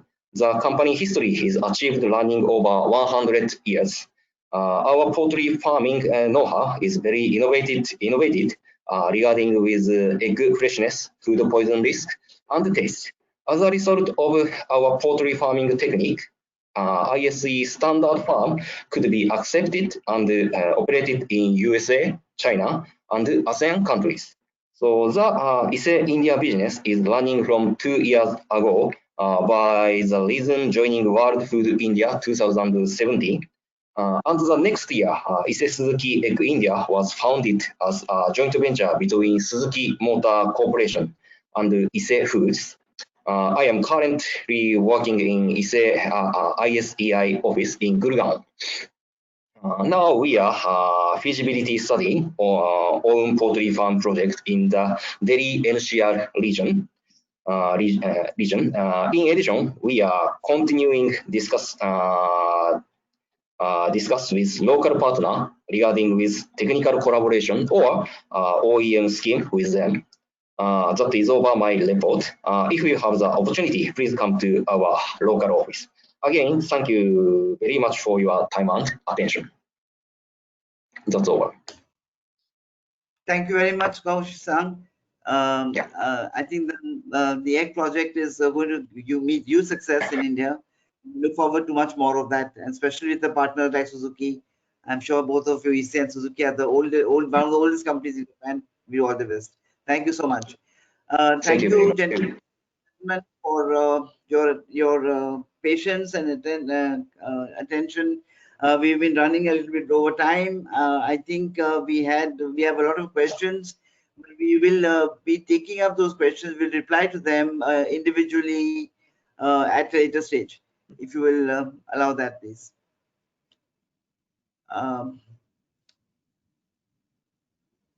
Thank you very much, Mr. Srivastav, for helping us out with this. And next time, Mr. Abbott, Nimish Parekh, and all this, Mr. Raja. I'm sorry I could not take up the summary, which was very interesting talk that you've had. But we do hope that we have questions for you, which we'll send to you later. Skaush-san, Iemura-san, thank you all of you very much for taking part in this.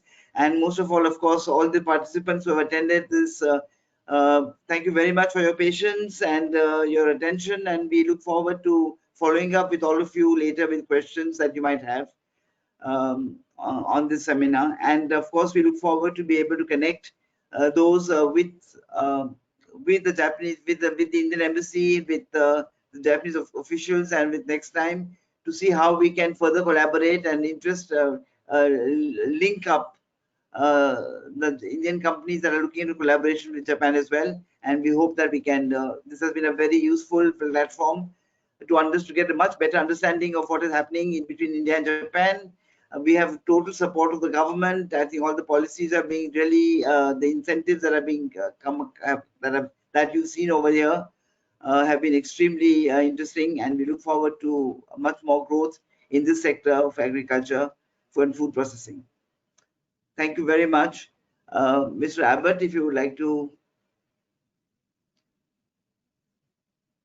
say a few words before we close. Thank you, Adil bhai, and I thank you everyone who has joined us today for this session. We hope we were able to throw some insights on the opportunities available in the segment and provide a few insights on how you can look at the collaboration opportunities in India. If you have any questions, feel free to send those questions to us. You can see the email IDs on the slide right now. Feel free to send your questions to us, and we will be happy to talk to you on the same and answer any queries which you may have. Thank you so much.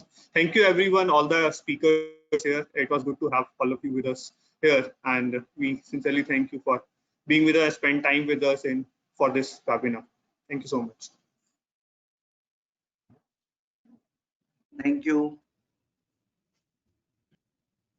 So we come to a close, end of this seminar. Thank you for joining with us, and we look forward to keeping in touch with all of you. Thank you. Thank you. Thank you. Thank you. Thank you, everyone. Thank